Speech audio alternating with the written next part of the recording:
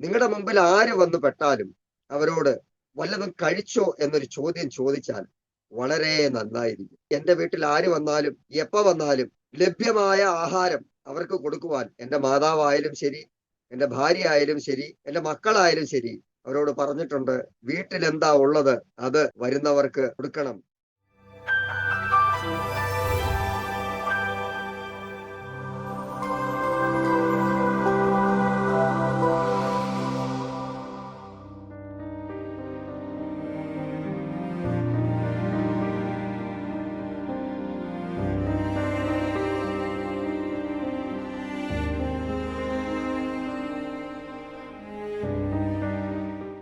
Aroma ടിവിയുടെ എല്ലാ മാന്യ ശ്രോതാക്കൾക്കും വേഗം വരുന്ന കർത്താവായ യേശുക്രിസ്തുവിന്റെ ധന്യതിരുനാമത്തിൽ വന്ദനത്തെയും സ്വാഗതത്തെയും അറിയിക്കുന്നു. അനുഗ്രഹീതവും മനോഹരവുമായ നല്ല നിമിഷങ്ങൾക്കായി, നല്ല ദിവസത്തിനായി ഞാൻ കർത്താവിനെ സ്തോത്രം ചെയ്യുന്നു.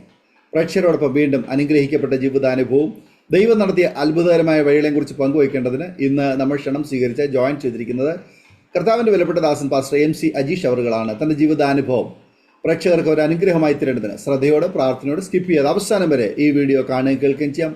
തീർച്ചയായിട്ടും അത് നമ്മുടെ ജീവിതത്തിൽ വലിയ പ്രചോദനവും പ്രത്യാശയും വിശ്വാസം വർദ്ധിക്കുന്നതിനും ദൈവനാമം മഹിമപ്പെടുന്നതിനും മുഖാന്തരമായി തരുമെന്ന് ഞാൻ വിശ്വസിക്കുന്നു. നാം എല്ലാവരും പ്രാർത്ഥനയോടെ ആയിരിക്കുമ്പോൾ കർത്താവിൻ്റെ വിലപ്പെട്ട ദാസൻ പാസ്റ്റർ MC അജീഷിനെ തികഞ്ഞ സ്നേഹത്തോടും ആദരവോടും കൂടി അരോമാറ്റിയുടെ പ്രേക്ഷകരോടൊപ്പം സമയം ചെലവഴിക്കുന്നതായിട്ട് ഞങ്ങൾ സ്വാഗതം ചെയ്തോളൂ. കർത്താവിന്റെ വിലയേറിയ നാമം വാഴ്ത്തപ്പെടുമാറാകട്ടെ.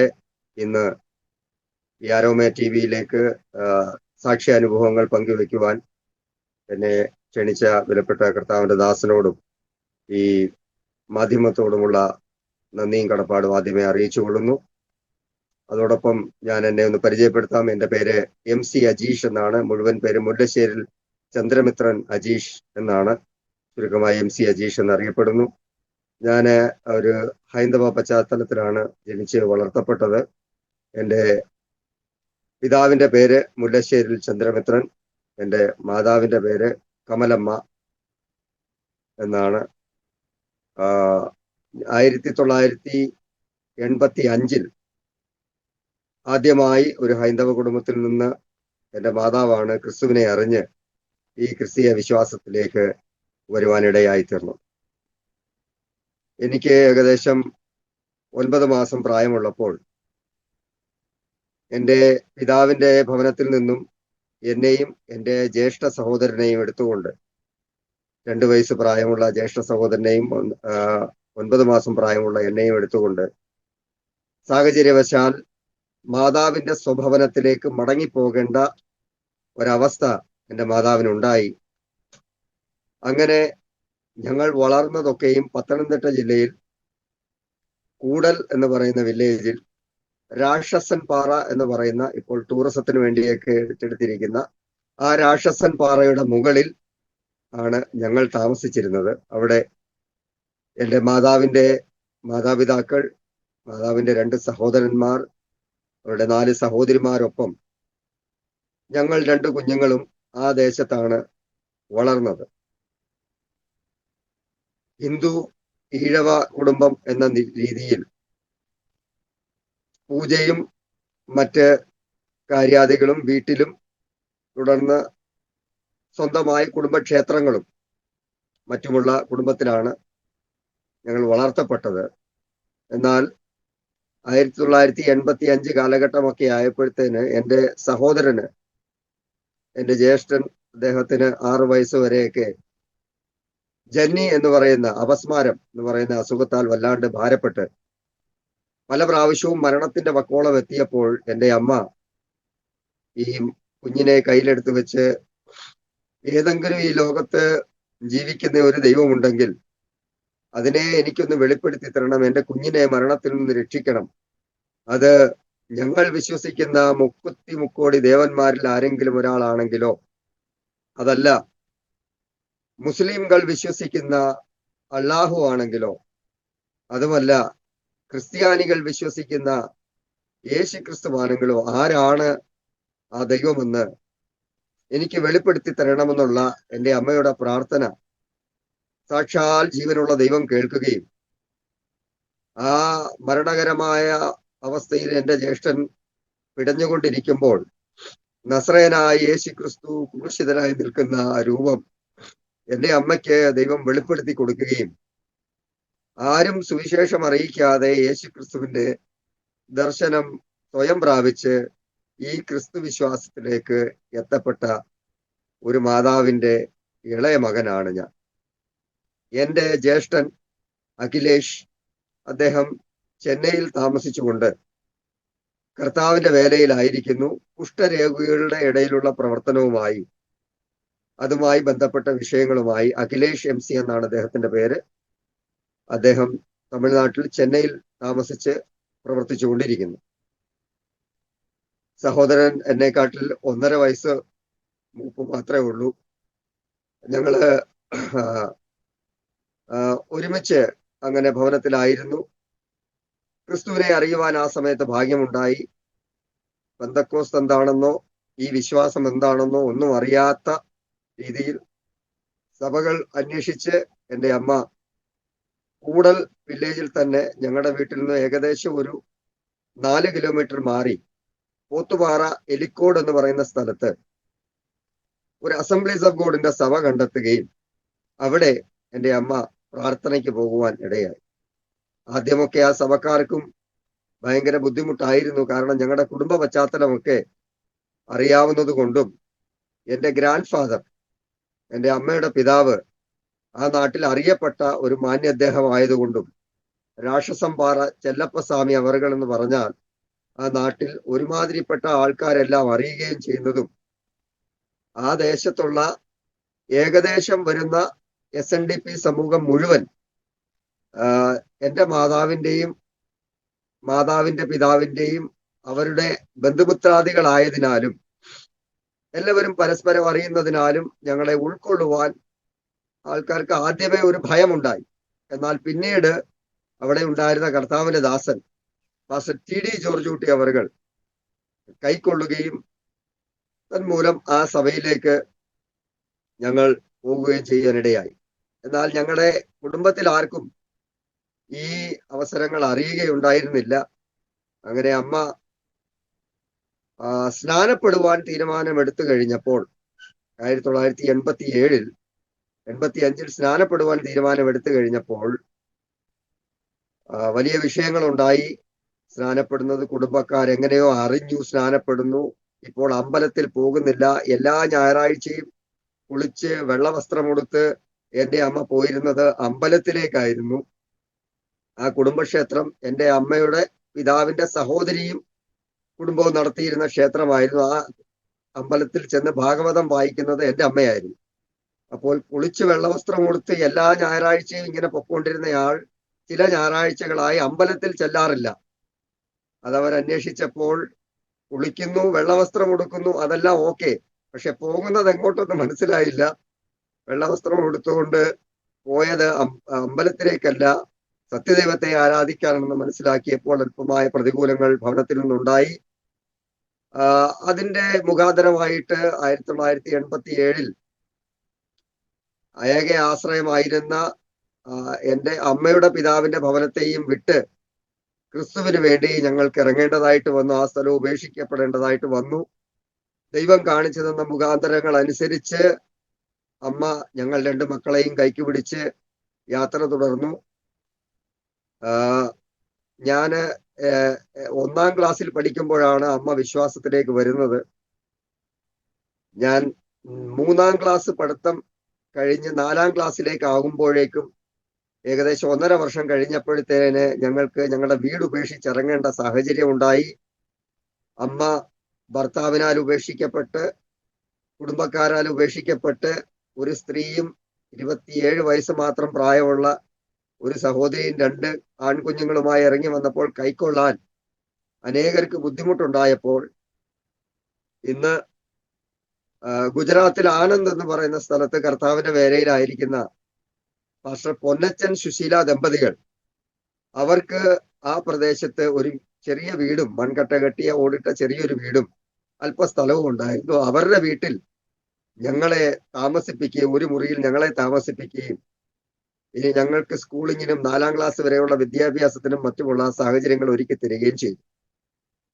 അവിടെ പാർക്കുമ്പോൾ എറണാകുളം ടൗൺ ഏജിയിലുള്ള കർത്താവിൽ അനുഗ്രഹിക്കപ്പെട്ട ഒരു കുടുംബമായ ഡാനിയൽ മാത്യു അവരുടെ കുടുംബവും ഇങ്ങനെ വന്ന് അന്വേഷിച്ച് അവർക്ക് ദൈവം ദർശനം കൊടുത്തതോ എന്തോ ഞങ്ങളെ വന്ന് പരിചയപ്പെടുകയും അവർക്ക് കൊല്ലം ജില്ലയിലെ പട്ടാഴിയിലുള്ള ഒരു 4 ഏക്കർ 2 സ്ഥലത്തായിട്ട് 4 ഏക്കർ റബ്ബർ, ഒരു 35 സെന്റ് സ്ഥലം, പട്ടാഴി അമ്പലത്തോടിന് അടുത്തായിട്ട് 35 സെന്റ് സ്ഥലവും അവിടെ 7 മുറിക്കുള്ള വലിയൊരു വീടും ഉണ്ടായിരുന്നു.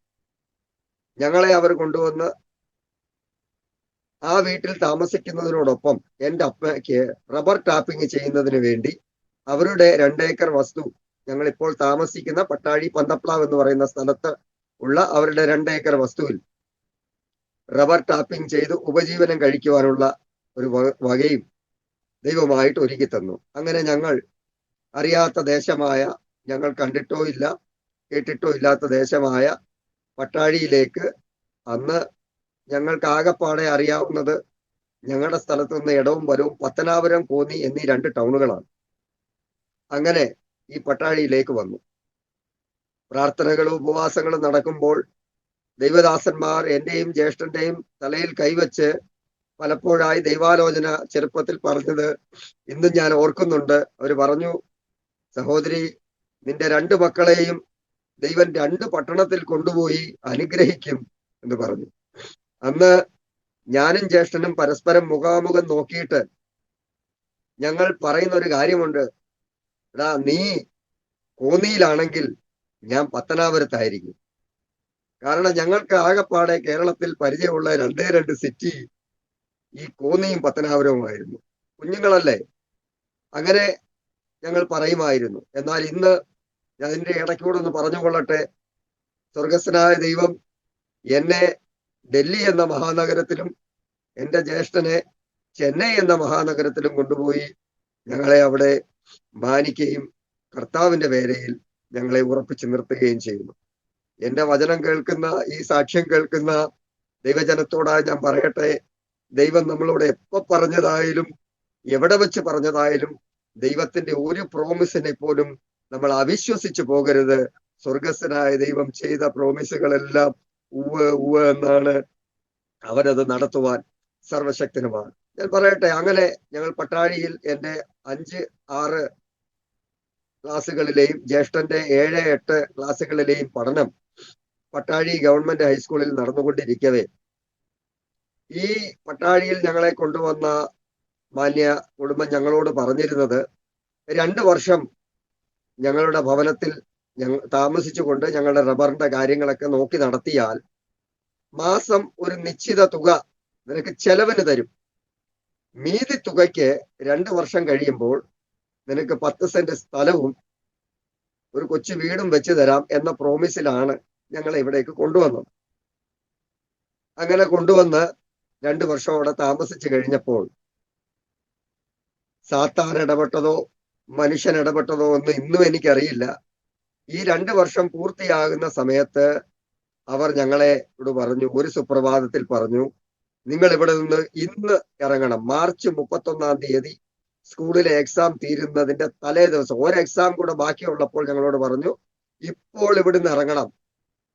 അങ്ങനെ പറഞ്ഞ് ഞങ്ങളെ അവിടെ നിന്ന്, ആ വീട്ടിൽ നിന്ന് ഇറക്കി വിടുവാനിടയായി. അങ്ങനെ ഇറക്കി വിട്ട സാഹചര്യത്തിൽ എങ്ങോട്ട് പോകണമെന്നറിയില്ല.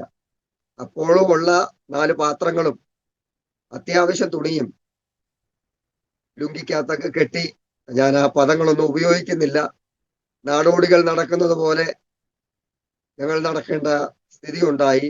അപ്പോഴും ദൈവം ഞങ്ങളെ കൈവിട്ടില്ല. ഞങ്ങൾ അന്ന് ആരാധിച്ചു കൊണ്ടിരുന്നത് പന്തപ്ലാവ് IPC ചർച്ച്. അവിടെ അന്നുണ്ടായിരുന്ന ദൈവദാസൻ ഫ്രാൻസിസ് സേവിയർ എന്ന് പറയുന്ന കർത്താവിന്റെ ദാസനാണ്. എനിക്ക് ഇവരുടെ എല്ലാം പേര് നല്ല ഓർമ്മയാണ്, അതുകൊണ്ടാണ് ഞാൻ ഈ പേരെടുത്ത് പറയുന്നത്. അദ്ദേഹം ഇന്ന് ഏനാത്തിനടുത്ത് താമസിച്ചുകൊണ്ട് കർത്താവിന്റെ വേല ചെയ്യുന്നു. വല്ലപ്പോഴും ഒക്കെ ഇങ്ങനെയുള്ള ദൈവദാസന്മാരെ ഞാൻ പോയി കാണാറുണ്ട്. വിശ്വാസത്തിൽ കൊണ്ടുവന്ന പാസ്റ്റർ TD ജോർജ് കുട്ടി അവരുടെയും ഫ്രാൻസിസ് സേവിയർ അവരുടെയും, അങ്ങനെ ജീവിതത്തിൽ ഒരുപാട് ദൈവദാസന്മാരുമായിട്ട് കമ്മിറ്റ്മെന്റ് ഉള്ള ഒരു ജീവിതമാണ് ഞങ്ങളുടെ. അങ്ങനെ അവിടെ താമസിച്ച് വരികയിൽ പെട്ടെന്ന് മാറേണ്ടതായി പറഞ്ഞു. ഞങ്ങളുടെ സാധനങ്ങൾ പറക്കിക്കൊണ്ട് ഞങ്ങളുടെ അമ്മ ആ IPC ചർച്ചിൽ ചെന്ന് പാസ്റ്ററോട് ചോദിച്ചു, ദൈവദാസനെ ഒരു 3 ദിവസം ഇരുന്ന് ഉപവസിച്ച് പ്രാർത്ഥിക്കാൻ സഭാ ഹാൾ ഒന്ന് തരണം, ഞങ്ങളുടെ സാധനങ്ങൾ ഈ സൈഡിലോട്ടൊന്ന് ഇടണം. അവർക്കും അല്പമായ അങ്കലാപ്പും കാര്യങ്ങളും ഉണ്ടായെങ്കിലും ആ സഭ പ്രാർത്ഥിക്കുന്ന ഒരു സഭയായതുകൊണ്ട്, അവര് പരിശുദ്ധാത്മാവിൽ നിറഞ്ഞിട്ട് ആരാധിക്കുന്ന ഒരു സഭയായതുകൊണ്ട് അവർ സമ്മതിച്ചു. 3 ദിവസം ആ സഭയിൽ ഉപവാസവും പ്രഖ്യാപിച്ചു. ഒരുമിച്ച് പ്രാർത്ഥിച്ചപ്പോൾ എൻ്റെ അമ്മയ്ക്ക് ദൈവം ഒരു ദർശനം കൊടുത്തു. ആ ദർശനം ചണ്ണപ്പേട്ട എന്നാണ്. അങ്ങനെ ഒരു സ്ഥലം കേരളത്തിൽ എവിടെയെങ്കിലും ഉണ്ടെന്നോ അങ്ങനെ ഒരു സ്ഥലം കാണുവാൻ കഴിയുമെന്നോ ഞങ്ങൾക്കാർക്കും അറിയുകയില്ലായിരുന്നു. ആ ദർശനപ്രകാരം ആ സ്ഥലത്തേക്ക് പോകാമെന്ന് തീരുമാനിച്ചു. 3 ദിവസം പ്രാർത്ഥന കഴിഞ്ഞ് ആ സ്ഥലത്തെ ലക്ഷ്യമാക്കി ഒരു ജീപ്പ് വിളിച്ച് ഈ സഭയിൽ നിന്ന് 2 പേരും, ഞാനും എൻ്റെ അമ്മയും എൻ്റെ സഹോദരനുമായി ആ ജീപ്പിൽ യാത്രയായി. ആ സമയത്ത് ഒരു സഹോദരിയുടെ മുഖം, അവരെ പറ്റിയുള്ള വിശേഷണവും ദൈവത്തിന്റെ പരിശുദ്ധാത്മാവ് അമ്മയ്ക്ക് വെളിപ്പെടുത്തി കൊടുത്തിരുന്നു. പേര് പറഞ്ഞില്ല. സഹോദരിയുടെ മുഖം, വിധവയാണ്, ഒരു മകനുണ്ട്, ഇത്രയും വെളിപ്പെടുത്തി കൊടുക്കും.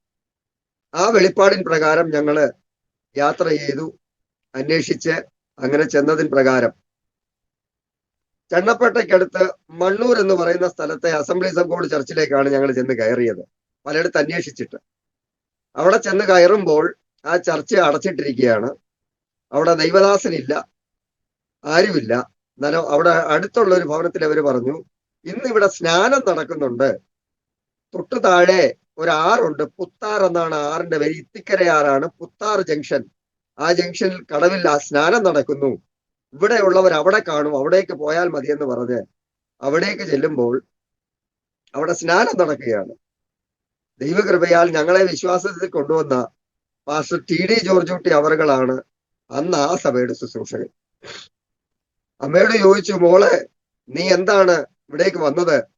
കാര്യങ്ങൾ ക്ഷണനേരം കൊണ്ട് വിവരിച്ച് പറഞ്ഞപ്പോൾ, നീ ദൈവാലോചന ദർശനം കണ്ടു വന്നതല്ലേ? ഈ നിൽക്കുന്ന കൂട്ടത്തിൽ നീ ദർശനത്തിൽ കണ്ട ആ സഹോദരി ഉണ്ടോ എന്ന് ചോദിച്ചു. അന്ന് ആ സഹോദരിയുടെയും മകന്റെയും സ്നാനമായിരുന്നു അവിടെ നടന്നുകൊണ്ടിരുന്നത്. ആ അമ്മാമ്മയുടെ പേര് ഉണ്ണിയമ്മ എന്നാണ്. ആ വീട്ടിലുണ്ടായിരുന്ന അവരുടെ മകന്റെ പേര് ബിനു കെ എന്നാണ്. അവരെയൊക്കെ ഞാൻ ഒരുപാട് വർഷമായി കണ്ടിട്ട് ഞാൻ അവരെ മിസ് ചെയ്യുന്നു.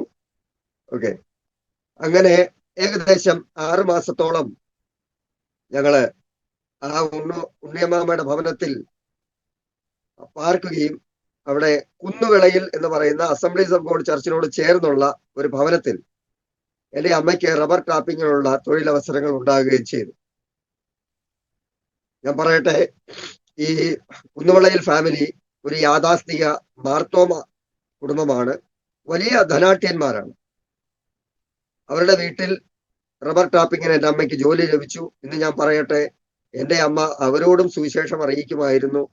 ഇന്ന് ആ കുടുംബവും സത്യമായും യാഥാർത്ഥ്യമായി ദൈവത്തെ പിൻപറ്റുന്ന ഒരു കുടുംബമായി തീർന്നുവെന്ന് ഞാൻ അറിയുവാനിടയായി തീർന്നു. അതിന് ഞാൻ ദൈവത്തിന് എല്ലാ മഹത്വവും കരയറ്റുന്നു. അങ്ങനെ ഞങ്ങൾ ഈ മണ്ണൂർ എന്ന് പറയുന്ന പ്രദേശത്ത് താമസിച്ചു. എൻ്റെ 7ാം ക്ലാസ് വിദ്യാഭ്യാസം, 8ാം ക്ലാസ് വിദ്യാഭ്യാസം, എൻ്റെ ജ്യേഷ്ഠന്റെ 8, 9 ക്ലാസ് വിദ്യാഭ്യാസം ചണ്ണപ്പേട്ട മാർത്തോമ ഹൈസ്കൂളിലാണ് ഞങ്ങൾ നടത്തിയത്. അവിടെ വാർത്ത് 2 വർഷം ഞങ്ങൾ അവിടെ താമസിച്ച് മണ്ണൂർ അസംബ്ലീസ് ഓഫ് ഗോഡ് ചർച്ചിനോടനുബന്ധിച്ച് ശുശ്രൂഷകൾ ചെയ്യുകയും സൺഡേ സ്കൂളൊക്കെ പഠിക്കുകയും, എൻ്റെ സൺഡേ സ്കൂൾ അധ്യാപകനായിരുന്ന ആള് കുറച്ചു കാലം ഗുജറാത്തിലുണ്ടായിരുന്നു. അദ്ദേഹം ബിജു എന്നാണ് അദ്ദേഹത്തിന്റെ പേര്. 2 കാലം അരയ്ക്ക് താപ്പോട്ട് തളർന്നിട്ട് അസംബ്ലീസ് ഓഫ് ഗോഡിന്റെ മലയാളം ഡിസ്ട്രിക്റ്റിന്റെ ഓഫീസിൽ കുറച്ചു നാൾ വർക്ക് ചെയ്തിരുന്നു. അദ്ദേഹം എൻ്റെ സൺഡേ സ്കൂൾ അധ്യാപകനാണ്. അങ്ങനെ അവിടെ താമസിച്ചുകൊണ്ട് ആരാധിക്കുകയും പ്രാർത്ഥിക്കുകയും ഒക്കെ ചെയ്തുകൊണ്ടിരുന്നു.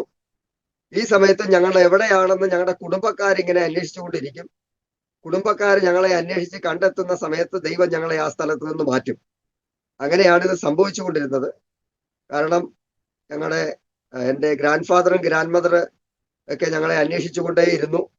അവരുടെ ഒന്നും കണ്ണിൽ പെടാതെ അവരൊക്കെ വന്ന് കണ്ടെത്തി കഴിയുമ്പോൾ ദൈവം ഞങ്ങളെ അവിടെ നിന്ന് മാറ്റും. അങ്ങനെ ഞങ്ങളെ മാറ്റി മാറ്റി പാർപ്പിച്ച് ഞങ്ങൾ ഈ ചണ്ണപ്പേട്ടയിലെത്തി അവിടെ പാർത്തുകൊണ്ടിരുന്നു. ഏകദേശം 2 വർഷം അവിടെ താമസിച്ചുകൊണ്ടിരുന്നപ്പോൾ ഞാൻ ആദ്യം പറഞ്ഞ എറണാകുളത്തുള്ള ഇന്നും അവര് കുടുംബമായി ജീവനോടുണ്ട്. ഡാനിയൽ മാത്യു അങ്കിള് ഒക്കെ കുടുംബമായി ജീവനോടുണ്ട്. നല്ല പ്രായമാണ്. ഞാൻ കഴിഞ്ഞ വർഷവും പോയി കണ്ടിരുന്നു. അവരുടെ ഇളയ മകൾ സിബി മാത്യൂസ് എന്ന് പറയുന്ന ഇളയ മകൾക്ക് കാലിന് വല്ലാത്ത വേദനയും അത് തളർന്നു പോകുന്ന ഒരു സ്ഥിതിയും ഉണ്ടായി. അന്ന് ആ സിബിയമ്മ 10ാം ക്ലാസ്സിലാണ് പഠിച്ചുകൊണ്ടിരുന്നത്. അങ്ങനെ ആ പ്രശ്നം ഉണ്ടായപ്പോൾ അവര് പ്രാർത്ഥനകൾ വീട്ടിൽ കണ്ടക്ട് ചെയ്തു. കേരളത്തിൽ അറിയപ്പെടുന്ന ദൈവദാസന്മാരെ എല്ലാം വിളിച്ച് അവർ പ്രാർത്ഥനകൾ നടത്തി. പക്ഷെ അവർക്ക് ദൈവം ഒരേ ഒരു കാര്യം മാത്രമേ വെളിപ്പെടുത്തി കൊടുത്തുള്ളൂ. ഒരു കറുത്തു മെലിഞ്ഞ സഹോദരിയും 2 ആൺകുഞ്ഞുങ്ങളും കരയുന്നു, അവരോട് പറഞ്ഞ കാര്യം നിവർത്തിക്കുക, എന്നാൽ നിന്റെ മകൾ സുഖമാവും. അവർ ഞങ്ങളെ അന്വേഷിക്കാൻ തുടങ്ങി. അവർക്കറിയില്ല ഞങ്ങൾ എവിടെ പോയെന്ന്. കാരണം ഞങ്ങളെ ഇറക്കി വിട്ട് കഴിഞ്ഞിട്ട് ഞങ്ങളുമായിട്ട് അവർക്ക് വലിയ കോണ്ടാക്ട് ഒന്നും ഇല്ലായിരുന്നു.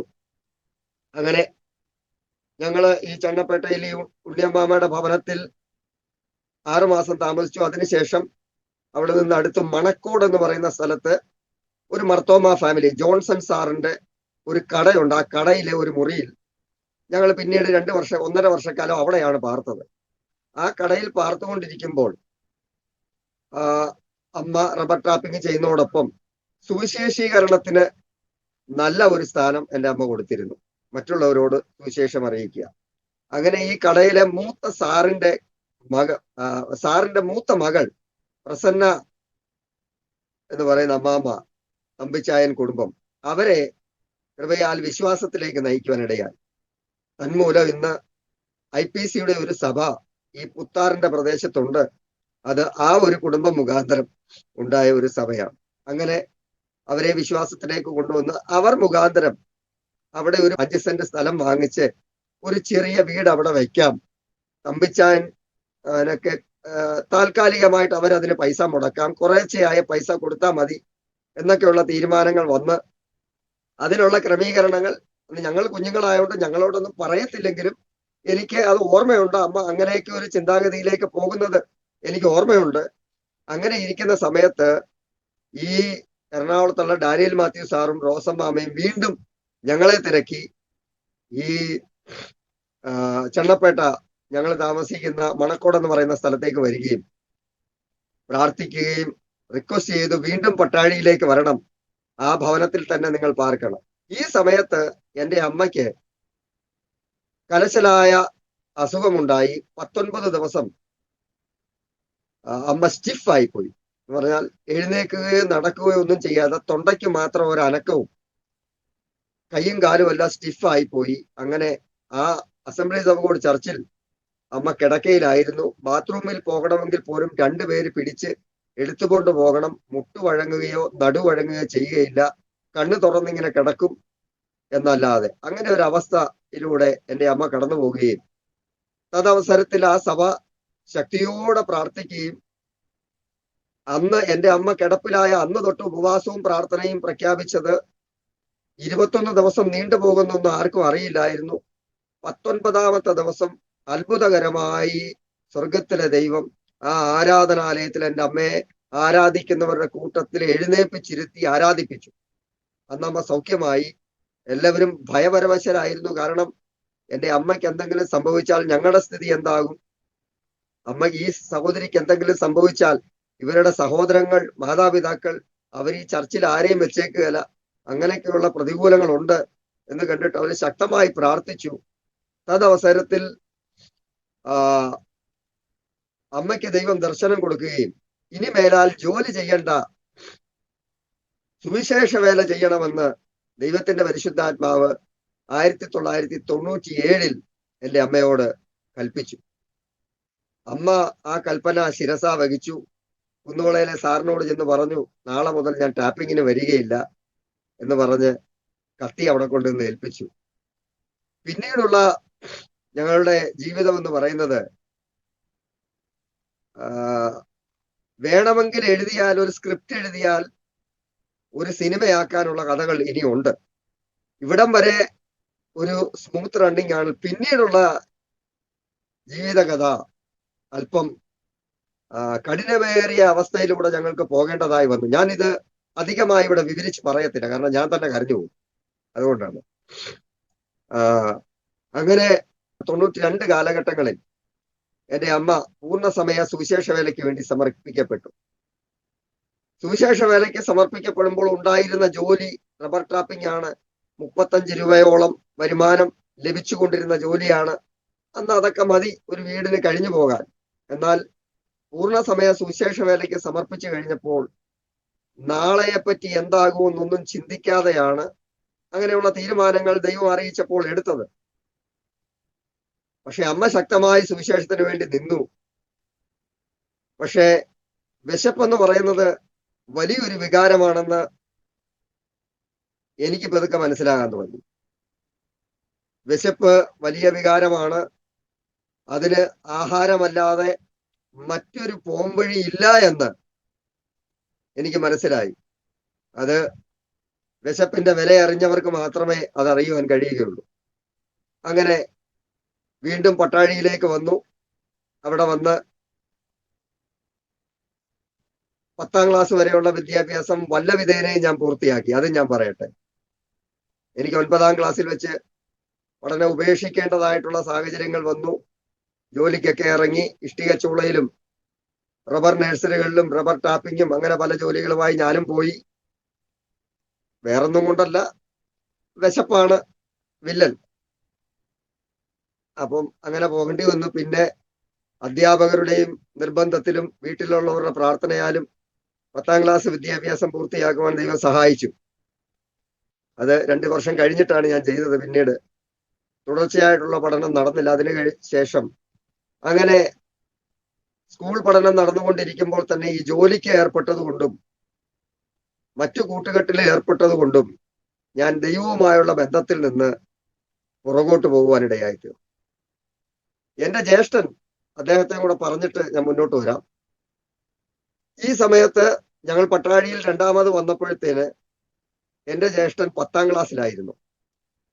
അദ്ദേഹം 10ാം ക്ലാസ് വിദ്യാഭ്യാസം പൂർത്തിയാക്കിയ ശേഷം സ്കൂൾ സർട്ടിഫിക്കറ്റ് കയ്യിൽ കിട്ടിയതിന്റെ അന്ന് രാത്രി കർണാടകയിലെ ഹുബ്ലിക്കടുത്തുള്ള മുണ്ടുഗോഡ് എന്ന് പറയുന്ന സ്ഥലത്തെ ട്രിനിറ്റി ബൈബിൾ കോളേജിലേക്ക് വേദപഠനത്തിന് വേണ്ടി അങ്ങ് പോയി.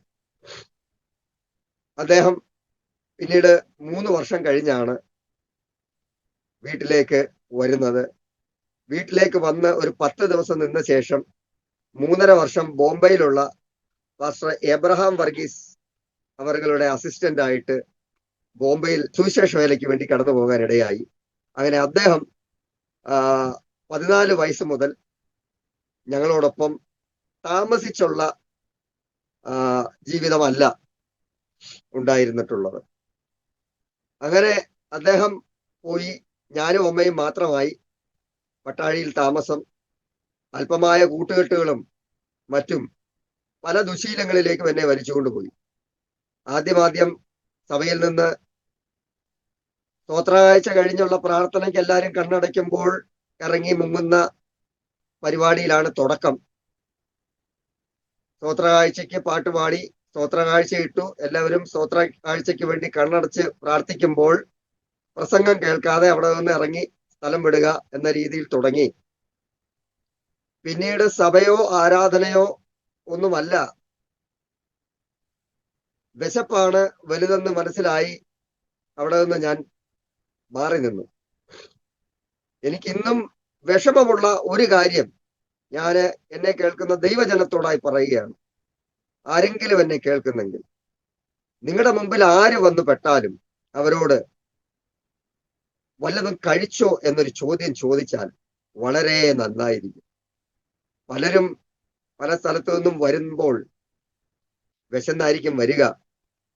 ഞാൻ ഇന്ന് പാലിക്കാറുള്ള ഒന്നാണ്, എൻ്റെ വീട്ടിൽ ആര് വന്നാലും എപ്പോ വന്നാലും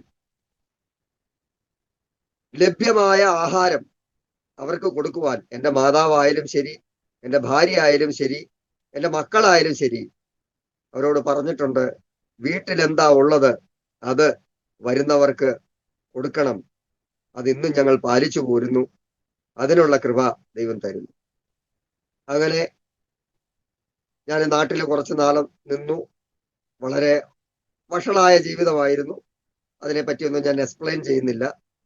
കാരണം അത് എക്സ്പ്ലെയിൻ ചെയ്ത് ദൈവനാമത്തിന് ദൂഷ്യമുണ്ടാക്കാൻ ഞാൻ താല്പര്യപ്പെടുന്നതുമില്ല. വളരെ വഷളായ ജീവിതമായിരുന്നു. 8 വർഷം എൻ്റെ അമ്മ എനിക്ക് വേണ്ടി കരഞ്ഞു. 8 വർഷത്തെ എൻ്റെ അമ്മയുടെ കണ്ണുനീര് ദൈവം തുരുത്തിയിലാക്കി വെച്ചു. എന്റെ രക്ഷാകരമായ ദൗത്യത്തിന് ഉതകുന്ന രീതിയിൽ ആ കണ്ണുനീര് എൻ്റെ അമ്മയുടെ മാത്രമല്ല, ഞങ്ങളുടെ നാട്ടുകാര്, എന്നെ അറിയുന്ന വിശ്വാസികള്, ദൈവദാസന്മാര് ഉപവസിക്കുകയും പ്രാർത്ഥിക്കുകയും ചെയ്തു എനിക്ക് വേണ്ടി. എൻ്റെ വീട്ടിൽ വന്നിരുന്ന് എനിക്ക് വേണ്ടി ആഴ്ചകളോളം ഉപവസിച്ച് പ്രാർത്ഥിച്ചവരുണ്ട്. കാരണം ജീവിതശൈലി അത്ര കണ്ടേ മോശമായി പോയിരുന്നു. അതുകൊണ്ട് നിരന്തരമായ ഉപവാസങ്ങളും പ്രാർത്ഥനകളും എനിക്ക് വേണ്ടി മാത്രമായി നടത്തേണ്ടി വന്നു. അങ്ങനെ 10ാം ക്ലാസ് വിദ്യാഭ്യാസവും ITC പോയിട്ട് അലൂമിനിയം ഫാബ്രിക്കേഷന്റെ ഒരു പണിയും പഠിച്ച് ഒരു രാത്രിയിൽ കൂട്ടുകാരുമൊത്ത് മദ്യപിച്ചിരിക്കുമ്പോൾ എൻ്റെ ഒരു കൂട്ടുകാരൻ എന്നോട് ചോദിച്ച്, എടാ ഗുജറാത്തിലേക്ക് പോകാമോ? ഞാൻ പറഞ്ഞു, ഗുജറാത്ത് എങ്കിൽ ഗുജറാത്ത്, അമേരിക്ക എങ്കിൽ അമേരിക്ക, നാളെ പോണേ നാളെ പോവാം. നമ്മുടെ ഒരു ചുറ്റുപാട് അങ്ങനെയായിരുന്നു അന്ന്. കൂട്ടുകെട്ടും അങ്ങനെയാണ്.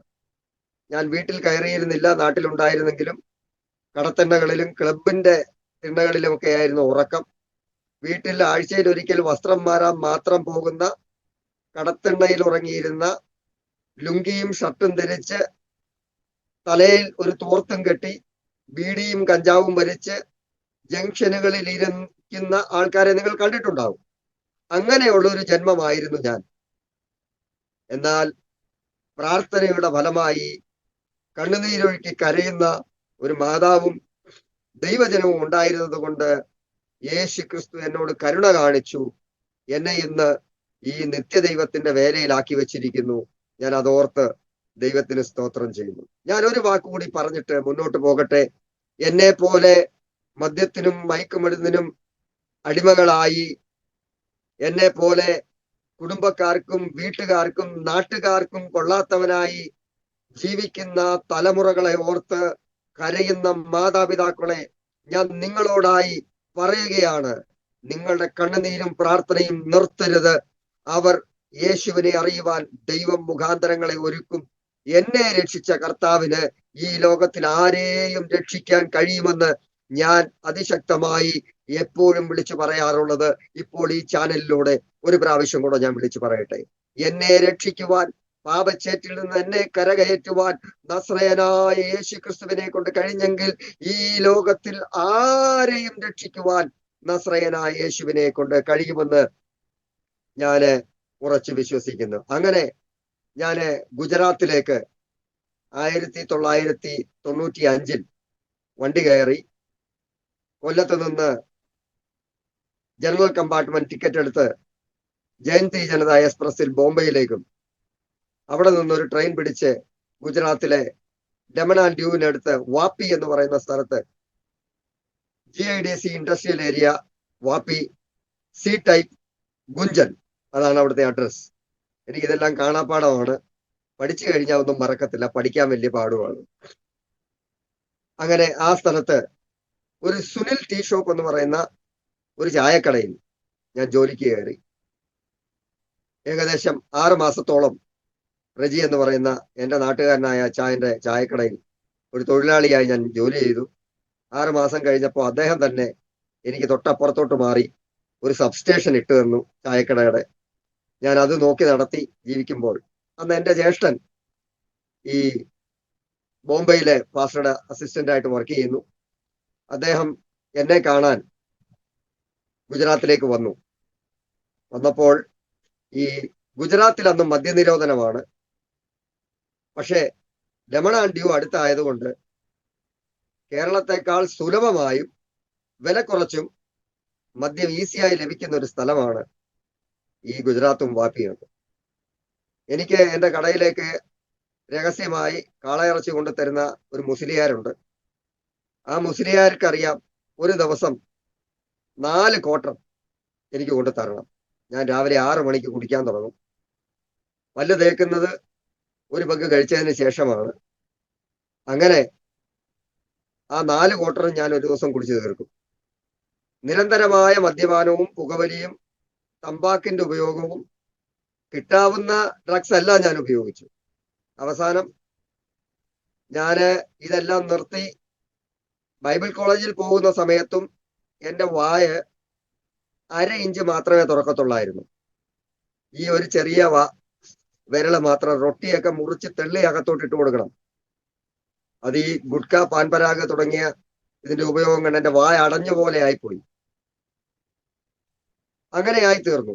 ഇപ്പോൾ എന്റെ വാ നന്നായിട്ട് തുറക്കും. ഞാൻ വിസ്താരത്തിൽ തുറന്ന് എന്റെ കർത്താവിനെ സ്തുതിക്കുകയും ചെയ്യും. ഞാൻ അതിനായും ദൈവത്തെ സ്തുതിക്കുന്നു.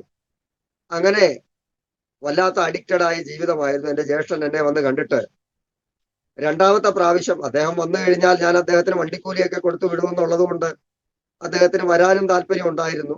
കാരണം അദ്ദേഹത്തിന് വന്ന് ഏണിംഗ് ഒന്നുമില്ല. ഒരു പാസ്റ്ററുടെ അസിസ്റ്റന്റ് ആയിട്ട് നിൽക്കുകയാണ്. അങ്ങനെ നിൽക്കുന്ന സമയത്ത് ജ്യേഷ്ഠൻ രണ്ടാമത്തെ പ്രാവശ്യം വന്ന് കണ്ടിട്ട് പറഞ്ഞു, നമുക്കൊന്ന് നാട്ടിൽ പോകണം. ഓക്കെ, ഞാൻ നാട്ടിൽ പോകാൻ തയ്യാറായി. ഞാൻ ഇവിടെ നിന്ന് പൈസയും കാര്യങ്ങളൊക്കെ ആയി ബോംബെ ചെന്നു. ബോംബെയിൽ നിന്ന് നാട്ടിൽ വന്നു. നാട്ടിൽ വന്ന് അമ്മയോടായി കർക്കശമായി പറഞ്ഞു, ഇനി ഇവനെ ഗുജറാത്തിലേക്ക് വിടരുത്. അങ്ങനെ ഗുജറാത്തിൽ വിട്ടില്ല. പിന്നീട് എന്നെ അദ്ദേഹം പാർത്തിരുന്ന ബോംബെയിലേക്ക് കൊണ്ടുപോയി. അവിടെ ഒരു കമ്പനിയിൽ എനിക്ക് ഹെൽപ്പറായിട്ട് ജോലി വാങ്ങിച്ചു തന്നു. ഞാൻ ആ ജോലി ചെയ്തുകൊണ്ടിരുന്നു. പക്ഷേ ആ ജോലിയിൽ കിട്ടിയിരുന്ന 900 രൂപ ശമ്പളം എനിക്ക് സിഗരറ്റ് വാങ്ങിക്കാൻ പോലും തികയാതിരുന്നത് കൊണ്ട് എനിക്ക് പുറത്ത് മറ്റു പരിപാടികൾ നോക്കേണ്ടതായിട്ട് വന്നു. അങ്ങനെ കൂട്ടുകെട്ടുകൾ പലതവണ കിട്ടി. ആ കൂട്ടുകെട്ടുകൾ വല്ലാത്ത ഒരു ചുറ്റുപാടിലേക്ക് എന്നെ കൊണ്ടുവന്ന് എത്തിച്ചു. ഞാനവിടെ അന്തേരി റെയിൽവേ സ്റ്റേഷന്റെ താഴെ പൊതു ശൗചാലയത്തിന് മുൻപിൽ കരിക്ക് കച്ചവടം ചെയ്യുവാനിടയായി. ആ കരിക്ക് കച്ചവടത്തിൽ 2 തരം കരിക്ക് കച്ചവടമുണ്ട്. ഒന്ന് സാധാ കരിക്കും, ഒന്ന് പൊടിക്കരിക്കും. പൊടിക്കരിക്കെന്ന് പറഞ്ഞാൽ ഞാനത് വിശദമായി പറയുന്നില്ല. അതിന് വില കൂടുതലാണ്, അത്രയും മനസ്സിലാക്കിയാൽ മതി. സാധാ കരിക്ക് അന്ന് ഞങ്ങൾ 10 രൂപയ്ക്കാണ് കൊടുത്തിരുന്നത്. 8 രൂപയ്ക്കും 10 രൂപയ്ക്കുമാണ് കൊടുത്തിരുന്നത്. പൊടിക്കരിക്ക് അന്ന് 50 രൂപയാണ്. ഒരു പൊടിക്കരിക്ക് കുടിച്ചാൽ ഒരു ദിവസം മൊത്തം ആഹ്ലാദമാണ്. അങ്ങനെ ഞാനും ഒരു പൊടിക്കരിക്കൊക്കെ ഡെയിലി അങ്ങ് അടിക്കും. അപ്പൊ നമുക്കും കുഴപ്പമില്ല. അങ്ങനെ ആയിരുന്നു. സന്ദർഭവശാൽ ഒരു ന്യൂ ഇയറിന്റെ അന്ന് ഞാന് പാസ്റ്ററുമായിട്ടുള്ള ബന്ധത്തിൽ അന്നും ചർച്ചിലൊക്കെ പോവും. ചർച്ചിൽ പോയി ന്യൂ ഇയർ പ്രയർ കൂടിയിട്ട് തിരികെ വരുമ്പോൾ സാക്കിനാക്ക പൈപ്പ് ലൈൻ എന്ന് പറയുന്ന സ്ഥലത്താണ് ഞാൻ താമസം. ഈ സാക്കിനാക്ക പൈപ്പ് ലൈനിലേക്ക് ഞാൻ വരുമ്പോൾ ഞങ്ങളുടെ കൂടെ ഉണ്ടായിരുന്ന ഒരാളെ അവിടെ മർഡർ ചെയ്തിട്ടിരിക്കുകയായിരുന്നു. അത് ഞങ്ങളുടെ ലീഡർ എന്ന് പറയാം, ഗ്യാങ് ലീഡർ എന്ന് പറയാവുന്ന ഒരാളെ അവിടെ കഴുത്തിൽ കത്തി കുത്തിയിറക്കി ആ പൈപ്പിൽ ചാരി വെച്ചിരിക്കുകയായിരുന്നു. ഞാനിത് വെളുപ്പിനെ വന്ന് കണ്ടു. ഞാനും ഭയപരവശനായിപ്പോയി. അതെന്നെ വല്ലാണ്ട് അലട്ടി. പിന്നെ അവിടെ നിൽക്കാൻ പറ്റാത്ത സാഹചര്യം. എബ്രഹാം വർഗീസ് പാസ്റ്ററുടെ വൈഫ് എന്നെ വിളിച്ചു ചോദിച്ചു, എന്താ നിനക്ക് ഭയങ്കര പേടി, നീ വന്ന് പ്രാർത്ഥിക്ക്. ഞാൻ പോയി പ്രാർത്ഥിച്ചു. എനിക്ക് അവിടെ നിൽക്കാൻ പറ്റാത്ത പല സാഹചര്യങ്ങളും വന്നതുകൊണ്ട് ഞാൻ അവിടെ നിന്ന് എൻ്റെ അടുത്ത് എബ്രഹാം വർഗീസ് പാസ്റ്ററുടെ വൈഫ് ഒരു 500 രൂപ തന്നിട്ട് പറഞ്ഞു, നീ നാട്ടിൽ പൊക്കോ. അങ്ങനെ ഞാൻ വീണ്ടും തിരിച്ച് കേരളത്തിലേക്ക് വന്നു. ഒരു 1.5 വർഷം പൂർവാധികം ശക്തിയോടെ വീണ്ടും കഴിവിലുപരി തല്ലിപ്പൊളിയായിട്ട് വീണ്ടും നാട്ടിൽ ജീവിച്ചു. ആ സമയത്ത് എൻ്റെ ജ്യേഷ്ഠൻ ബോംബെയിൽ നിന്ന് ശുശ്രൂഷ മതിയാക്കി കല്ലിശ്ശേരിയിലുള്ള ഹോസ്പിറ്റൽ മിനിസ്ട്രീസ് ഇന്ത്യ എന്ന് പറയുന്ന സ്ഥാപനത്തോട് ചേർന്ന് അവരുടെ ആദ്യത്തെ ഡൽഹി സ്റ്റാഫായിട്ട് അദ്ദേഹം ഡൽഹിയിലേക്ക് വന്നു. ഡൽഹിയിൽ വന്ന് ഇവിടെ ബദർപൂർ എന്ന് പറയുന്ന സ്ഥലത്ത് തോമസ് സെബാസ്റ്റ്യൻ എന്ന് പറയുന്ന ഒരു മാന്യ ദൈവദാസനുണ്ട്. അദ്ദേഹത്തിന്റെ സഭയോട് ചേർന്ന് നിന്ന് ആരാധിക്കുകയും ആ സമയത്ത് ഹോസ്പിറ്റൽ മിനിസ്ട്രീസിന്റെ പ്രവർത്തനവുമായി മുന്നോട്ട് പോവുകയും ചെയ്തു. തദവസരത്തിൽ അദ്ദേഹത്തോട് കുടുംബകാര്യങ്ങളൊക്കെ അന്വേഷിച്ചപ്പോൾ ഇതുപോലെ ഒരു അനുജനുണ്ട്, ആരെയും അനുസരിക്കില്ല, ആര് പറഞ്ഞാലും നന്നാവില്ല, അങ്ങനെ ഒരു അനുജനുണ്ടെന്ന് തോമസ് സെബാസ്റ്റ്യൻ എന്ന ദൈവദാസനോട് എന്റെ ജ്യേഷ്ഠൻ അറിയിച്ചത് മുഖാന്തരം ആ ദൈവദാസൻ പറഞ്ഞു, അവനെ ഇങ്ങ് ഡൽഹിക്ക് കൊണ്ടുപോവാ, നമുക്ക് നോക്കാം എന്ന് പറഞ്ഞ് ഒരു വെയിറ്റിംഗ് ലിസ്റ്റ് ടിക്കറ്റ് എടുത്ത് അയച്ചു തന്ന് ആ വെയിറ്റിംഗ് ലിസ്റ്റ് ടിക്കറ്റിൽ കയറി ഞാന് ഒരു ബാഗും അതിനകത്ത് എനിക്ക് പാകമാകാത്ത 1-2 പാൻറ്റും കാരണം ഞാൻ മുണ്ടാണ് ഉടുക്കാറ്. എവിടെ നിന്നൊക്കെയോ 1-2 പാന്റ് അമ്മ സംഘടിപ്പിച്ച് തന്നതാണ് ഡൽഹിക്ക് പോകാൻ വേണ്ടിയിട്ട്. എനിക്ക് പാകമാകാത്ത 1-2 പാന്റും 1-2 ഷർട്ടും ഒക്കെ ആയിട്ട് ഞാന് ഡൽഹിയിലേക്ക് വരുവാനിടയായി തീർന്നു. 99, 98, 99 കാലഘട്ടം. ഞാൻ ഡൽഹിയിലേക്ക് വന്ന് എനിക്ക് ചെറിയ തൊഴിലവസരങ്ങളൊക്കെ ഉണ്ടായി.